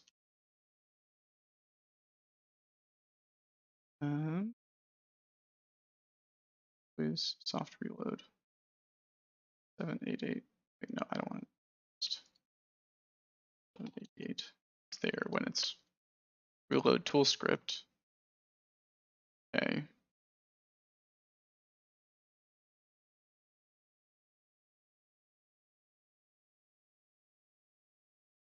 That's the end of the function. Okay. For reload tool script, which I'm not dealing with tool scripts right now. That's the actual implementation. That's the declaration. editor internal calls call deferred mono bind in modules mono editor. Something related to the editor. Oh, whoops, wrong thing. 245. Godot I-call internal reload assemblies. I mean, evidently it must need to call that at some points, right? I-call internal load assembly. This just binds it, and that's all. Okay, yeah, so it's just making it available as something that can be called from other code. Okay. And then underscore reload assemblies. GD mono CPP.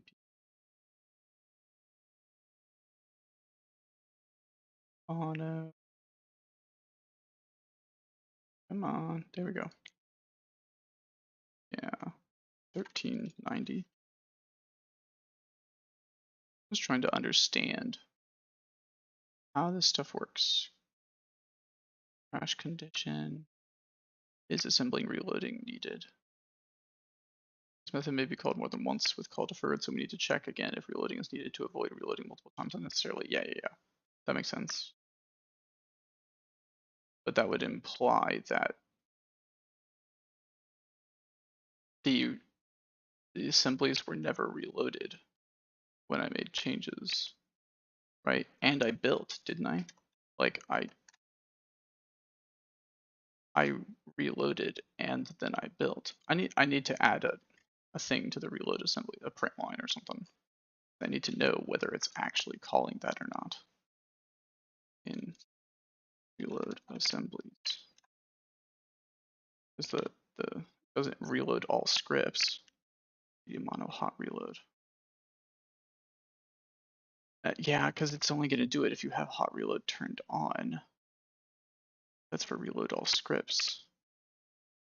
Here again, that's the explicit method call. And I was looking for other cases where it might end up calling it. And there's GD mono CPP stuff where it might do so. Here it's got the underscore reload assemblies for Godot sharp. But again, it only does it if you have hot reload turned on. Okay. Singleton 1396, that's the one I was looking at. And then there's also binding at 1412 and the definition. So literally, if you don't have hot reload turned on, there's no code that actually triggers it unless there's a reload all scripts. So now we can check where does that get called. Because that's the only thing, is assembly reloading needed. Well, it's like even if you called the method, if you don't have hot reload turned on, then it wouldn't do anything. So is hot reload a flag that's turned on by default, or do you have to do it explicitly? Where, okay, GD mono hot reload. I'm like, is that only, now I have to try and find where that is in like the sconstruct file or something like that, right? GD mono, gosh dang, this stupid, I don't know why it's doing that. Okay, you can stop that, I don't need debugging. With unmodified. I added the print line and that stuff. Okay, I want to make sure that no whack stuff is like suddenly adding code. GD mon o, gonna do it again. I don't want, no idea why it's doing that. Mono aught reload. Reload. Where's, hello? No, not, I want this file. Go GD mono hot reload, that's what it is. mono hot read load. There we go. Search for this. And in this case, I actually want to include like the sconstruct file and sc sub. Yeah, I guess I'll just have to take it. Sconstruct. Gosh, dang it! I really that. No idea why it does that. Something about O, like intercepting my requests. Sc sub. Yeah, those are the only types of files. env mono append. This is what I want. Okay, sc sub. Append this. All right, so if tools or target is not equal to release. Okay, so it's just always doing that by default. All right, wanted to make sure that that's actually happening.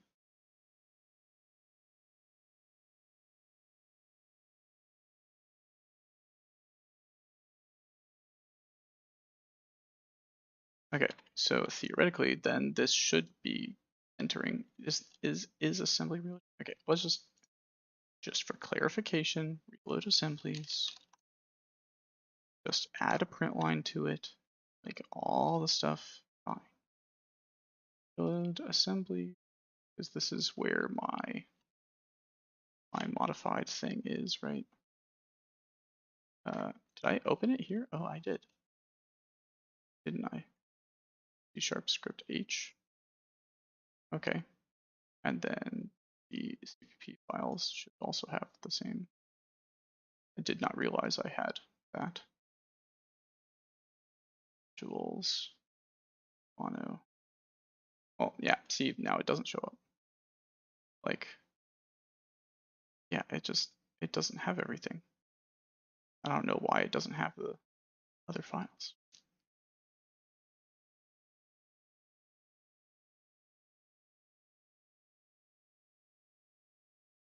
Kind of suspicious about it. Like, is that something I can safely add manually? Is there some reason that it's not included?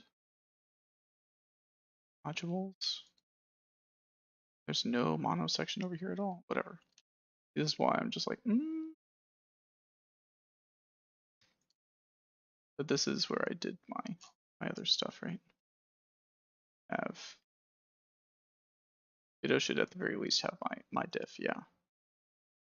Here with unmodified. It's got the actual file here. Just open. No, open. I want the actual file open, please. Thank you. Save. I don't know what it tried to do. Apparently it made some kind of change, and I did not want to make any sort of change. Thank you very much.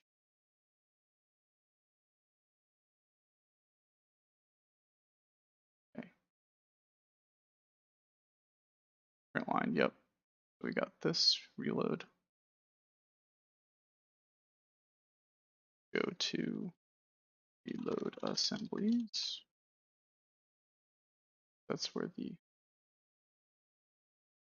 stuff happens.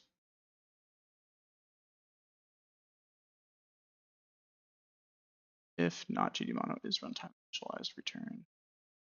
I guess go here, reloading C# assemblies, and then soft reload. And I'll wrap it in a variant, which I then wrap in a string. There's a cleaner way to do that, I know, but that'll work for now.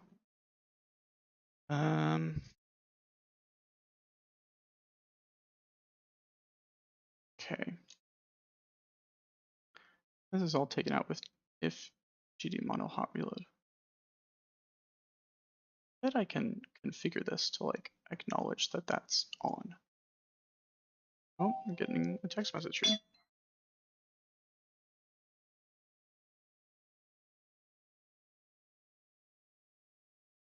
Okay. I'll put that on vibrate.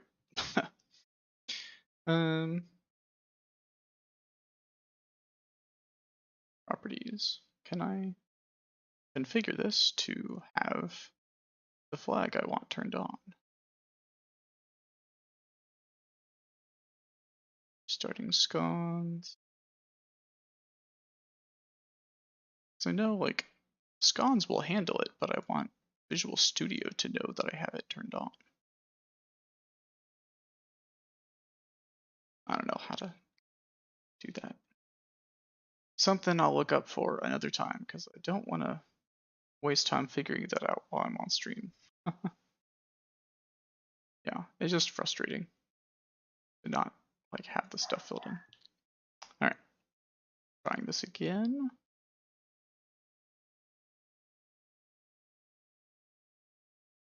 Because if I make a change to a C# file, just that alone probably would not trigger the change. But if you build, then I would expect the assemblies to be reloaded, and thus I would expect my code to call the script server logic to update the set of C# classes.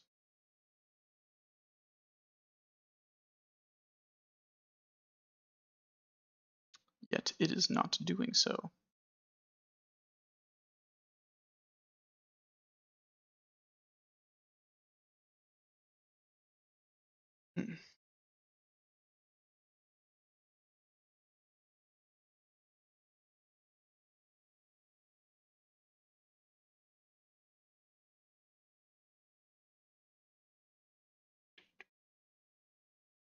Wonder if I can add like get data about number of streamer or number of stream viewers or something and actually have that added to the OBS info. I don't know.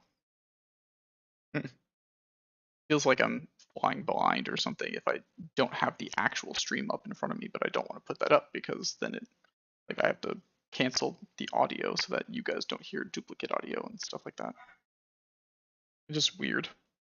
I'm new to streaming, so. Okay, here we go. Reload windows, there we go. Okay.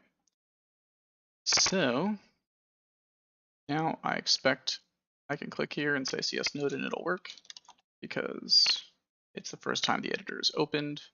So it's already compiled and refreshed the file system cache, or the file system scan, whatnot. And so the script server has been set up properly. So if I go to my project, in the project.godot file, I've got CS node. Okay, that's right. And then hit output. And must have been a point where it actually showed the text that it was reloading assemblies, right? Should be reloading assemblies somewhere. No? Would it not be here? Yeah, debug, like this should be the output.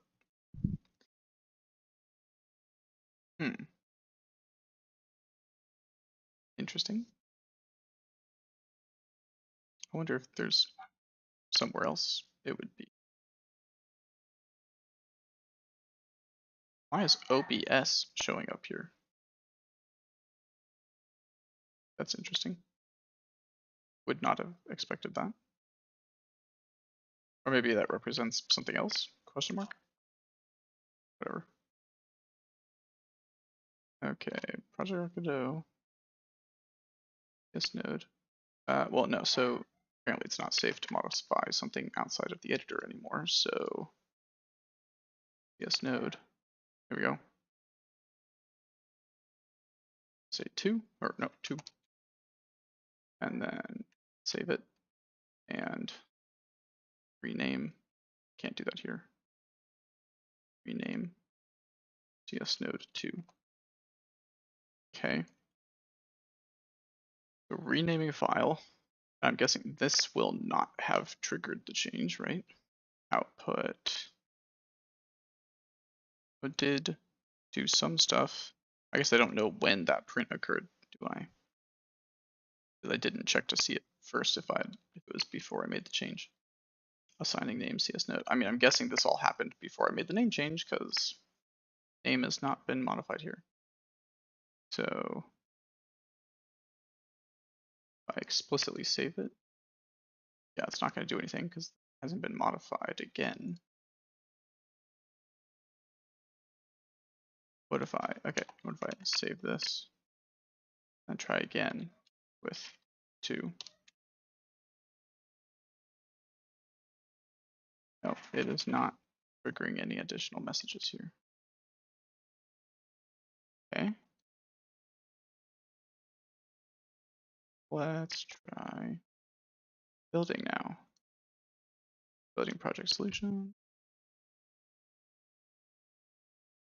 Okay, reloading assemblies. All right, false. Okay, it was doing a not soft reload, whatever the difference is there. And it has assigning name CS node 2. Okay, that's good. If I go to my project, where's my project.godot? Keep that open. And yeah, it updated it here, which means that Godot should theoretically also be updated now. CS node 2. Wait. No. Why is this not CS node 2? That's interesting. So it's calling it CS node. It knows that it's belonging to CS node 2.cs. But if you look at the source code, CS node 2. That's interesting. I guess it doesn't, if it's from the same file, it didn't update the name. That's erroneous. I mean, if you have a GDScript file, it would still change properly, right? Just even if it's the same file. Yeah, so here got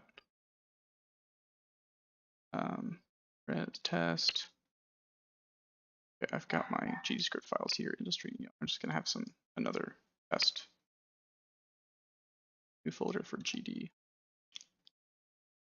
And we'll add a new GDScript. I don't know, just some GD node, right? GD node dot GD. It's a node. Okay. Node. Class name. Node. Save. All right. So now here I have GD node. Yep, shows up correctly. And if I modify the name, GD node 2, resave. I don't change the file name. It updates here. And if I change the file name, GD node 2, rename, resave. Node 2, GD node 2, so they both update. Now it's being really responsive with the stuff. That's interesting. Okay.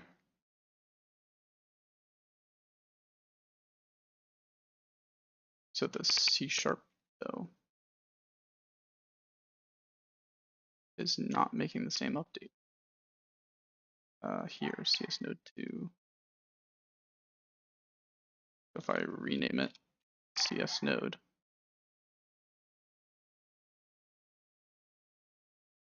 right? And now we're on the CS node file, and it's got the name CS node 2. I mean, generally speaking, that would fail, but make this change. Oh crap! I made the change in a separate editor. Whoops! Now it's gonna freak out. Yeah, I have to resave it. It doesn't work if you don't do it the way they want you to anyway. So stupid. Okay, so delete this. And then open this here. CS node 2. Oh, wait, no. Yeah, CS node. That is what I want. All right, save it. We've got global. Okay, yeah, there. And now, guessing this will not work, right? CS node is now gone because I modified the file without building yet. I build, and then we get reloading C# assemblies, reloaded CS node CS, assigning name. Now, see now, like why didn't work? And then here, if I go to Project Godot, the C# is not there. Okay. So it did not, but it is saying C# assemblies were run. So that means that just because we enter this function doesn't mean that we've actually gotten to the line of code that runs our logic for resetting the script server info. Yeah, like here. No, wait, that's not the right one. Here we go, tools enabled. I need to add a print line here.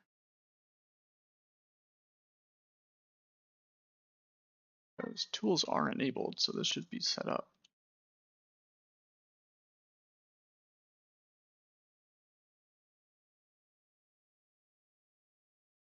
Print line.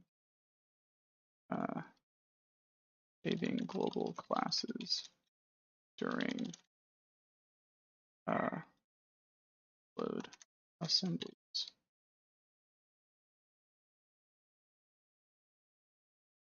What the heck? Because like everything updated suddenly. There's got to be something where it exits early somehow, right? Otherwise, we should have gotten to that line of code. I guess I'll find out if I just rerun it. Oh, there is a return there. That's if do domain reload. Fail to load the script's domain. Gosh, there's so many pieces to this. That's is assembly reloading needed.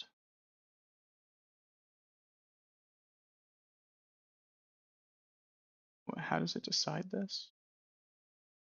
Get safe project name. Maybe it wasn't loaded from the default path, so check this as well. Get modified time. Okay, so it compares. If not exists, plus file no assembly to read.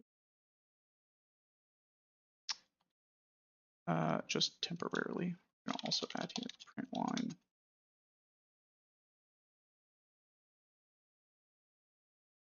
This is the assembly.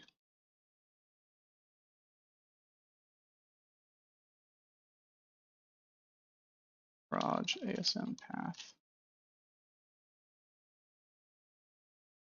It has not been modified. And here is does not exist, I guess. This whole thing. Interesting.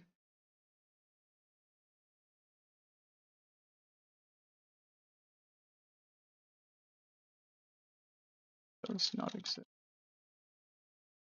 I put a space in that. Okay. And put like a single quote on that.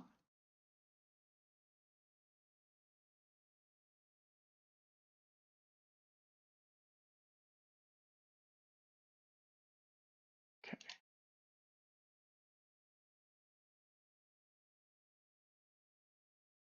That would be something for like a verbose printing or something. Reload assemblies. Yep. So we're triggering this here. I just set like breakpoints essentially in here. Not breakpoints, but printing.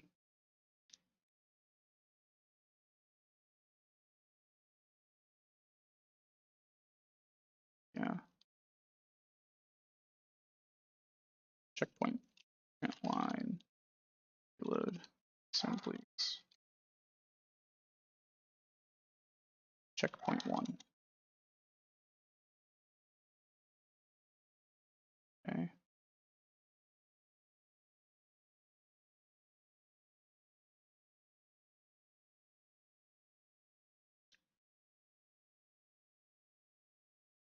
Script native name here. Yeah, and so we get here. Okay. Is there like any other checkpoint that's really meaningful? Because nothing else seems to do like a return. Yeah, that's. Oh well, no, that one there. I'll just have a. Let's go back to the other one as well. Yeah. Point 1. We'll have checkpoint 2.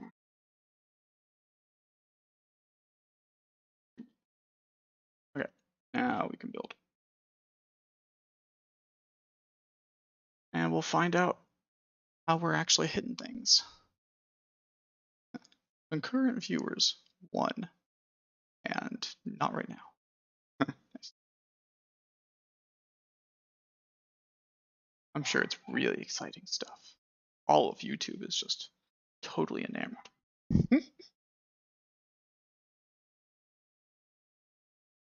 I do hope that some people actually, are kind of interested in the development process for this. So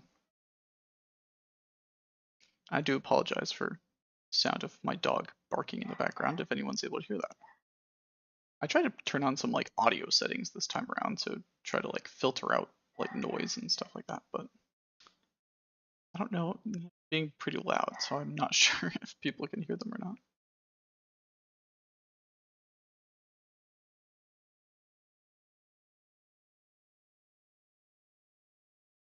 I do wonder if the other guy responded about the other issue. Nope.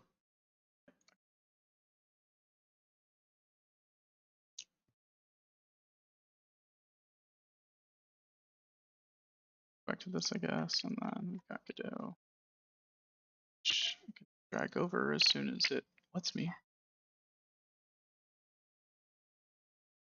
I've got about 30 minutes-ish left of time to stream.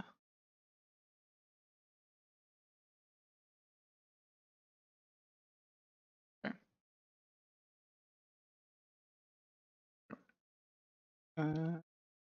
Okay.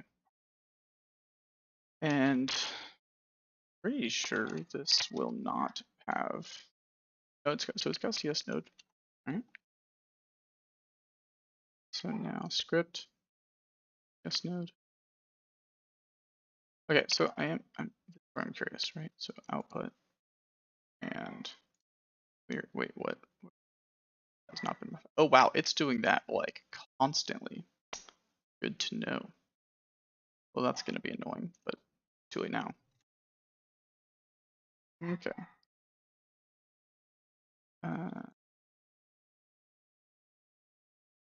That's actually legit really going to be annoying. Okay, maybe I will. That's just really frustrating to deal with. Oh man. Okay.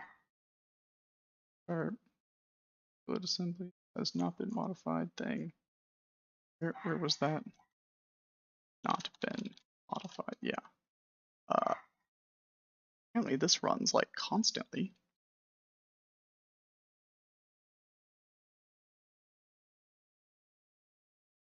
Maybe do it here where you say it has been modified. Assembly has been modified.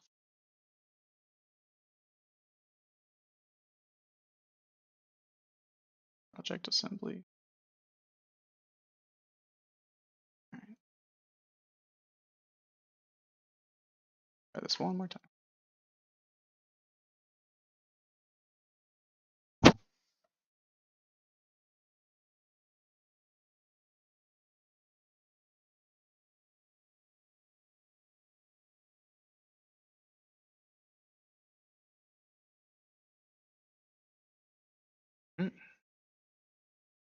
C#. There's the writing of the files, and then the compilation of the files into the assembly. So you have parsing of the file content. You've got the refreshing of the assemblies, which actually creates the in-memory data from the file content. And then you have the secondary process of, after the assemblies have reloaded, the editor or the engine needs to capture the script server types.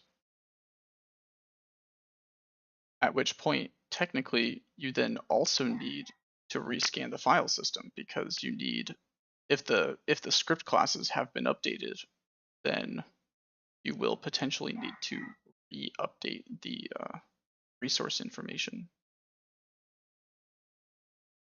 because resources will have attached scripts with @links code that we're building on top of.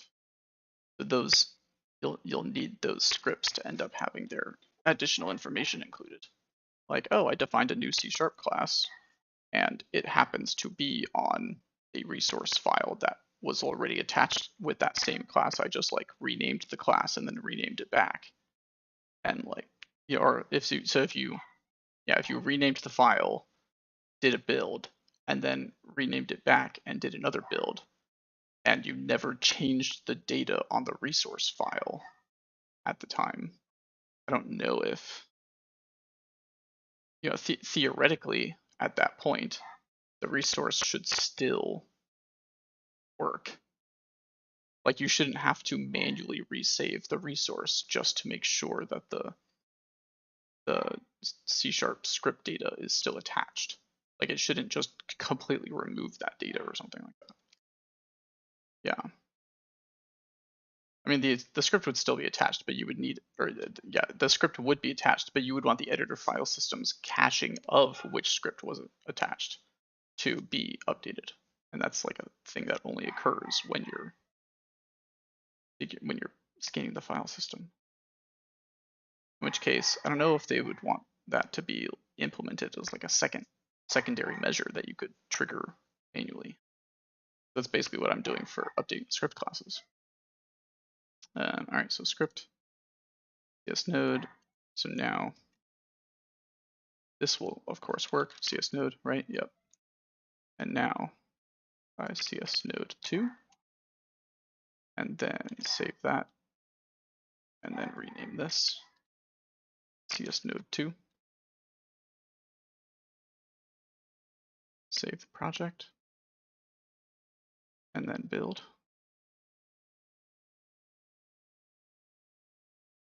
Okay, build. Let's see what prints.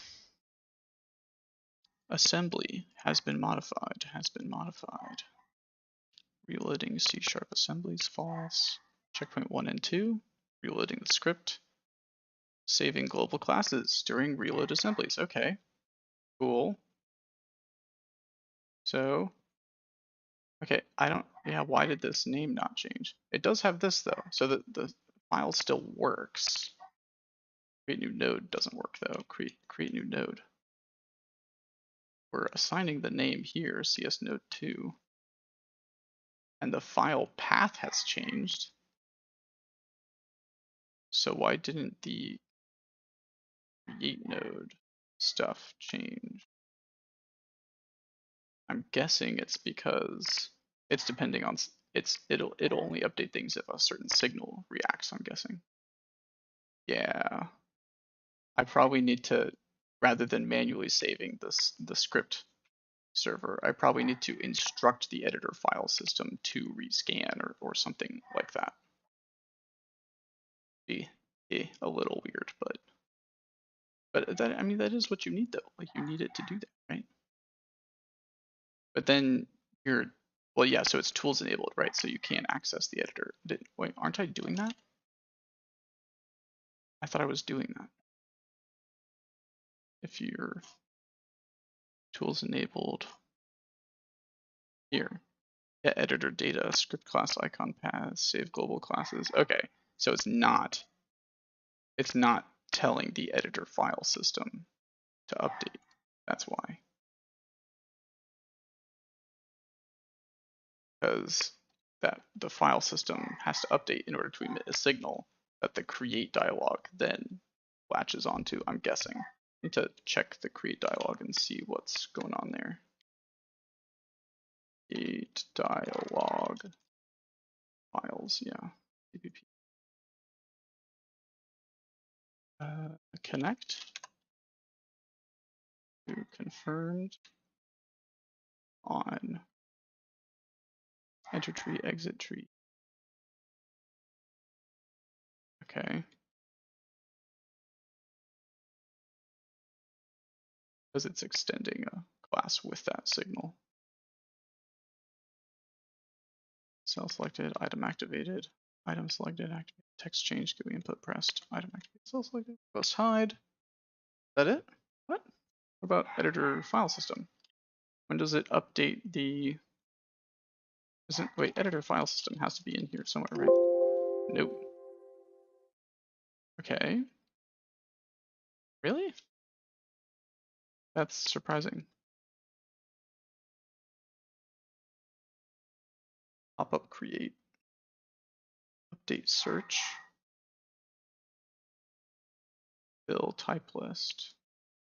This is where does this get called?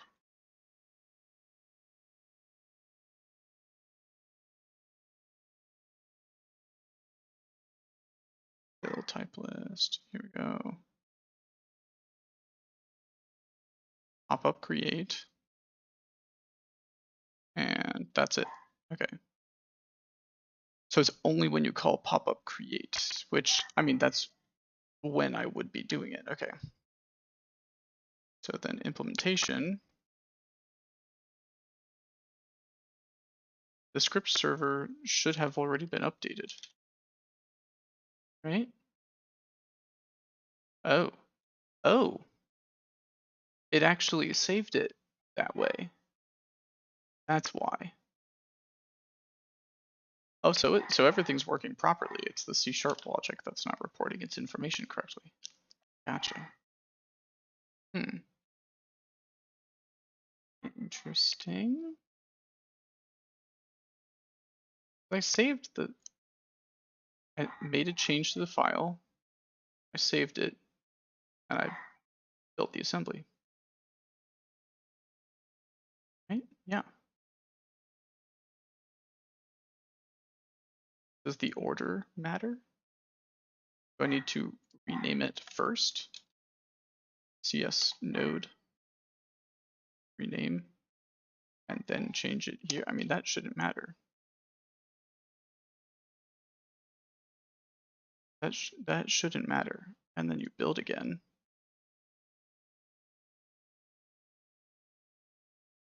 CS node reload assemblies.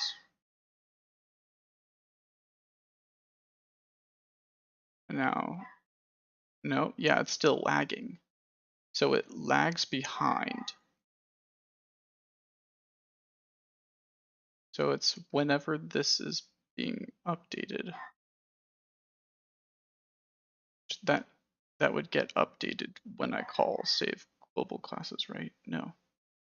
Well, technically, yes, but the data, the property on the C# script Godot object doesn't actually update when you call save it.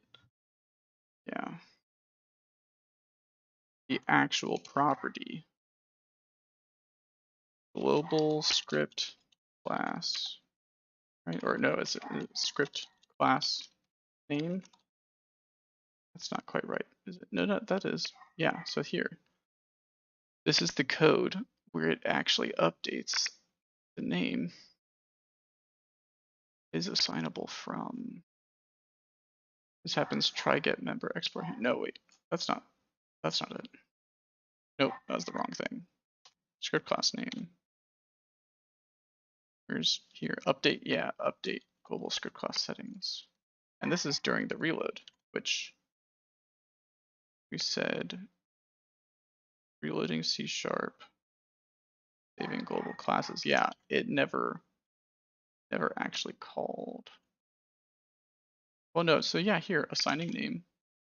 It does have that CS node and node. This is where we're assigning the data. is this executing? This is executing after the file has been built somehow, right? Why it's lagging behind? Because we end up getting data that's related to the previous update of the global script classes.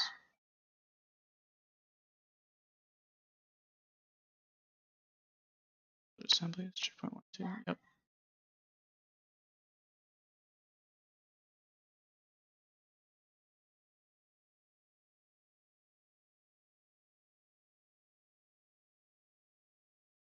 Update global script classes. This gets called in only the one place, right?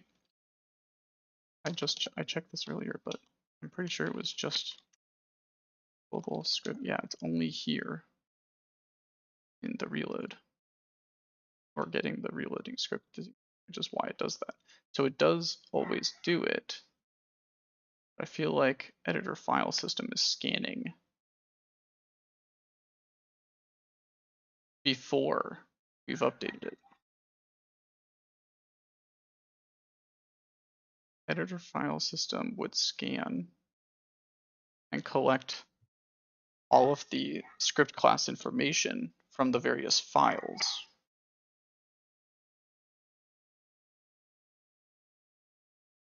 But then after that process, the build would finish, and therefore the information would be updated. Saving global class, yeah. But see, this information,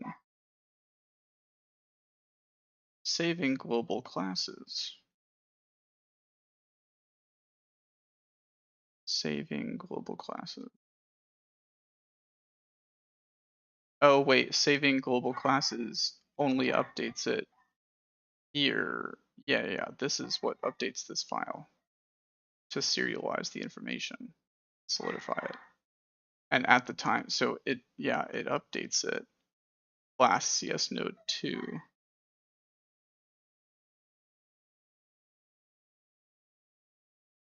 At the CS node.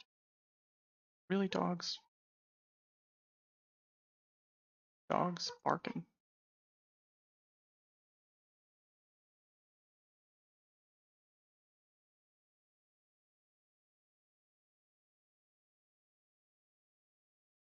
I need to make sure that the data is actually being updated on the object. Because it's updating it on the object, but I like where the timeline is of when it's actually getting set up. Script class, okay. It's my update, yeah, so it happens on reload, but where does the assignment to this happen? Update global script class settings, which happens when you reload it. And the reload, I think it's arrow reload, right? Yeah, this happens when the script is loaded.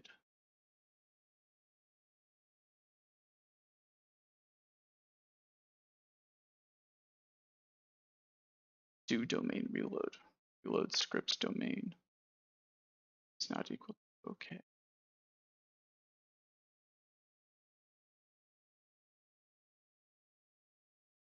Failed to reload the scripts domain. Make sure to add the scripts back to their owners before returning. I mean,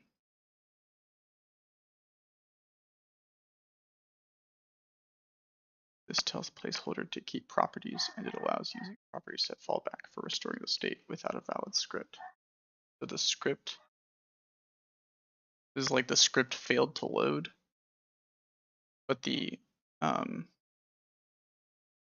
build didn't fail. So it's like valid C#, but it's not compatible with Godot for whatever reason. Restore variant properties state. Yeah, so it's trying to preserve the information that it had beforehand, I'm guessing. And we are getting to this point. Reload state. Script into reload.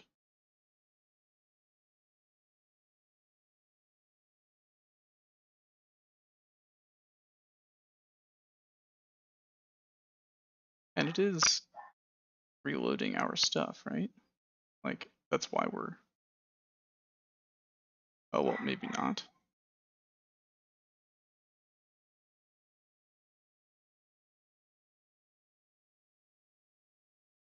Reload state.pushback script. No, because I do this regardless, which is why I'm having that message here. Yeah, it doesn't matter what happens, it just runs this. So the data is being serialized regardless of whether or not the in-memory object is actually valid or not. That could be a problem. Yeah.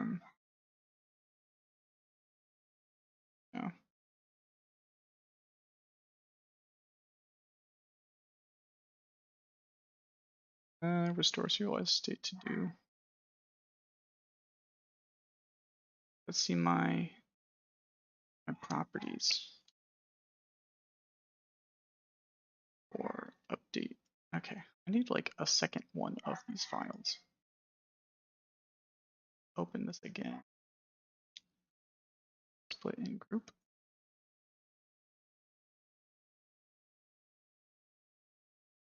Okay, yeah, that's kind of what I wanted.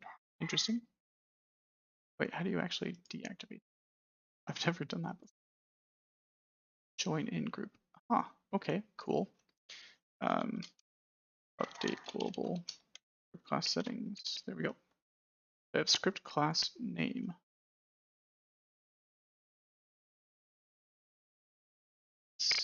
I should add a print line. Well, no, I've got the assigning name thing. I don't. That's getting called on a. I don't see arrow reload parentheses. Yeah, script reload. There we go. There's another one. Print line reload assemblies checkpoint 2 here. So for each script that you're trying to deal with. Oh, I added this. Okay. You're setting the name and icon path. And then reloading it. Why would this information not have updated though? Oh, wait. Script, get script class name. To reload state.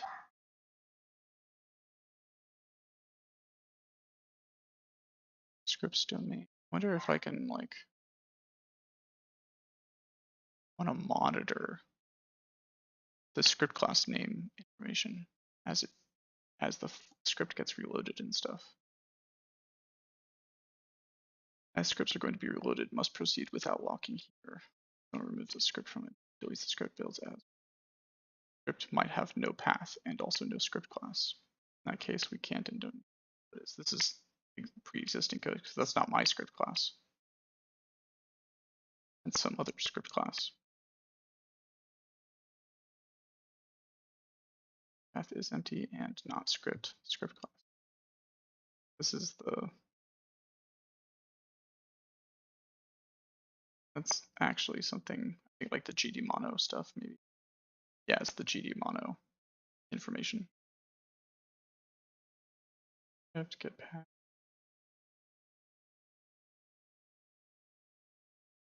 If ref counted. No, don't care about that.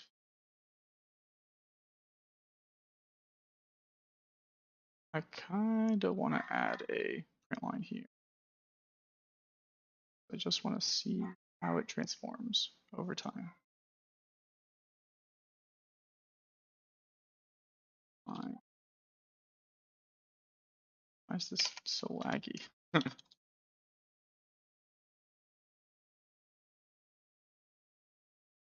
Script monitor 1.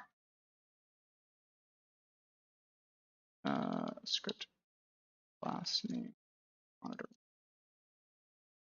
Script get script class name. Yeah. get script class name.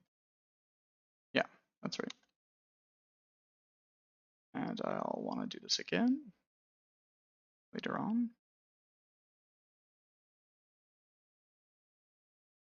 Here's scripts and script instances. Then you do reload SCR to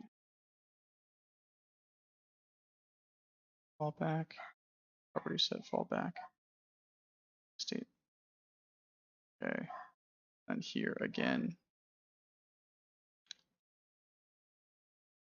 this is right before we update this monitor to the editor. And this one is at the start, basically.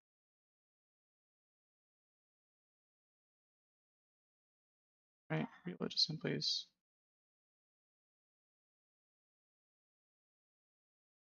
More or less the start. Wait, no, that's the checkpoint one. Monitor one here as start-ish. Then we have our checkpoint or monitor two.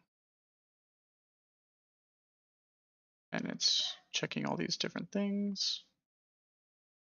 Can't reload, can't reload.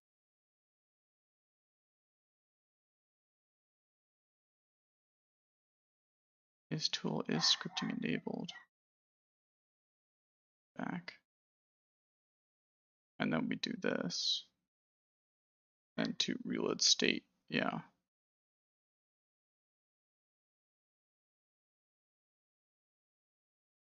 Script instance set, so now it's resetting all the properties on the script instance. If CSI, and this is like after having reloaded all the.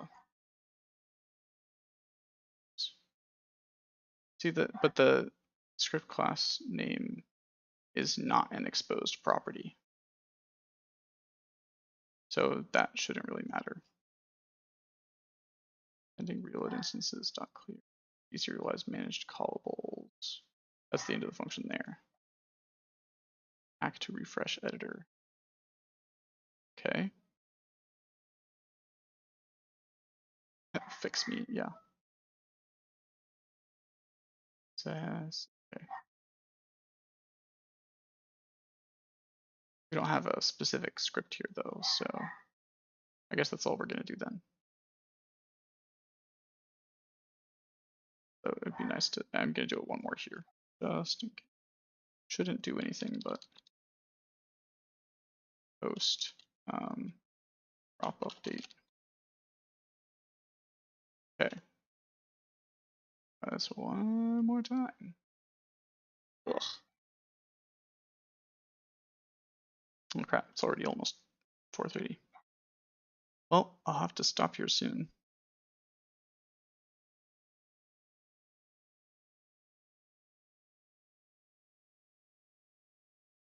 Building Godot. Let's see if we can find out when the script class name is actually updating. Because it's not updating when it's supposed to.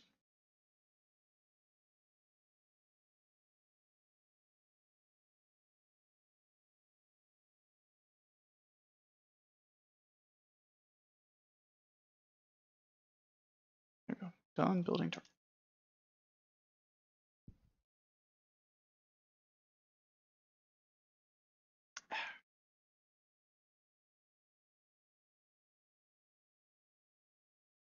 Takes a while for it to finally be a draggable window. Come on.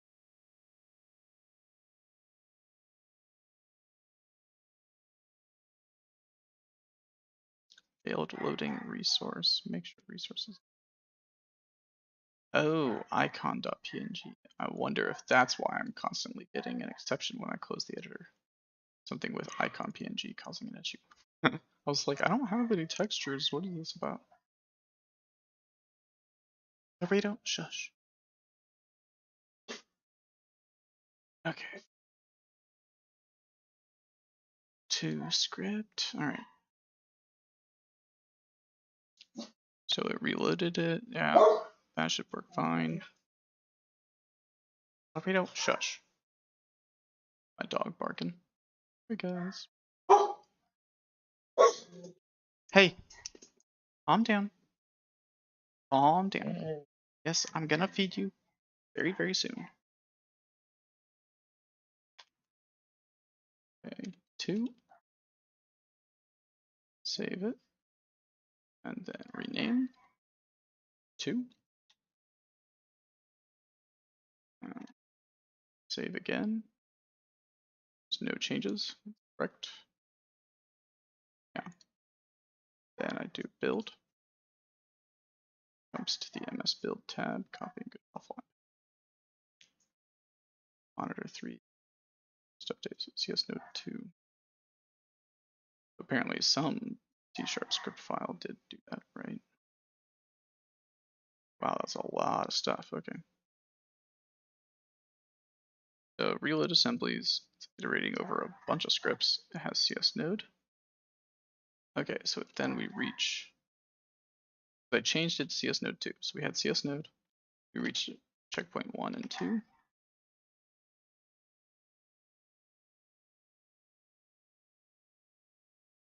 Okay, and then script class monitor 2, still CS Node. Then it does reloading the C# script. So it actually reloads the script at that point in time at the 2 level, and then we're saving global classes. And then post the prop update. Okay, so I need to be doing this after properties have been updated, I'm guessing. Yeah, that must be the reason that it's not working. I don't know why it cares, because it's not an exposed property, but understood. So then, okay, let's stop the debugging. Move it.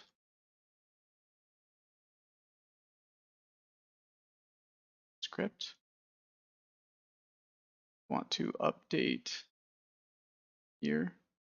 I'm gonna move this to after that, this point in time, which is at that point of code. Oh wait, no, not in there. Because then it'll do it like for each script. We don't want that. We want to do it there. There we go. All right, and then theoretically that should get things accurately working.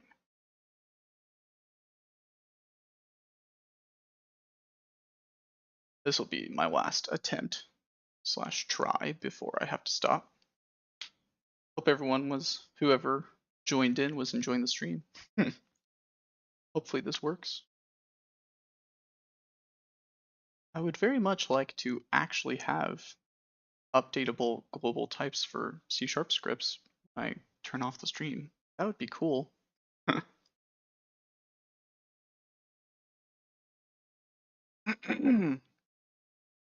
Especially because I had that working just fine way back when I first built this feature. Won't have the exportable resources yet, but I will have the global types, hopefully. Okay, booting up.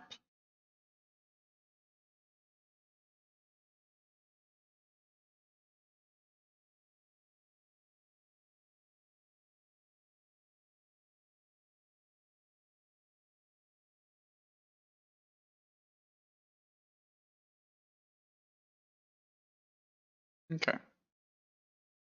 There we go. Reload. Script. CS Node 2. Okay, so now this should show up as CS Node 2, right? Yeah, on both places. And now rename CS Node and change the type and save it. Then build.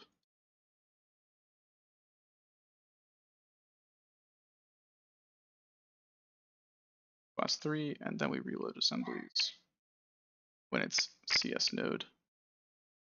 Yeah.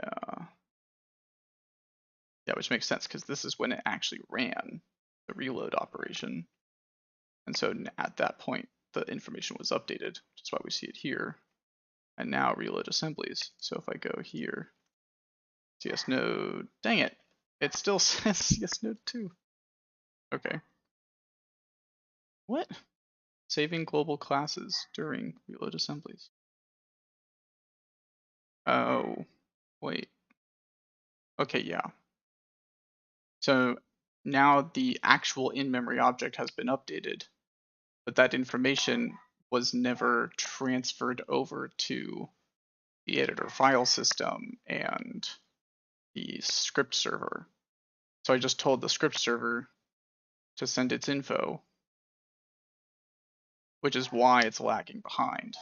Yeah, which is also the reason why I did all the extra complex logic with my C# implementation last time that people or devs apparently didn't like. And they're like, do things the normal way. And I'm like, well, I recall that there were issues when I did it the normal way.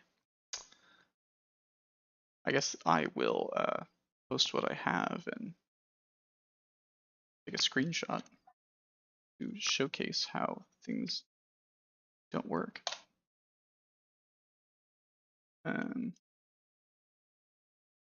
Yep, so that will be it basically. Going to have a nice little, I'll probably be uploading the GDScript C#, or not GDScript, the GDRes C# branch pretty soon after I handle some things at home. And then I will be able to actually report like how it works or it doesn't work really, and ask for assistance on like how they would prefer that I implement a solution to it. Because the last time I tried to do it, they did not like the way I solved it. It's fine. C#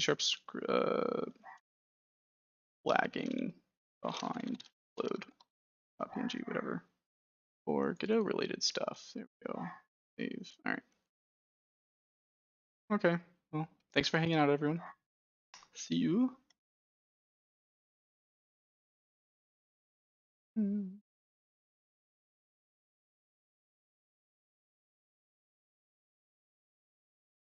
Need to actually stop the stream. There we go.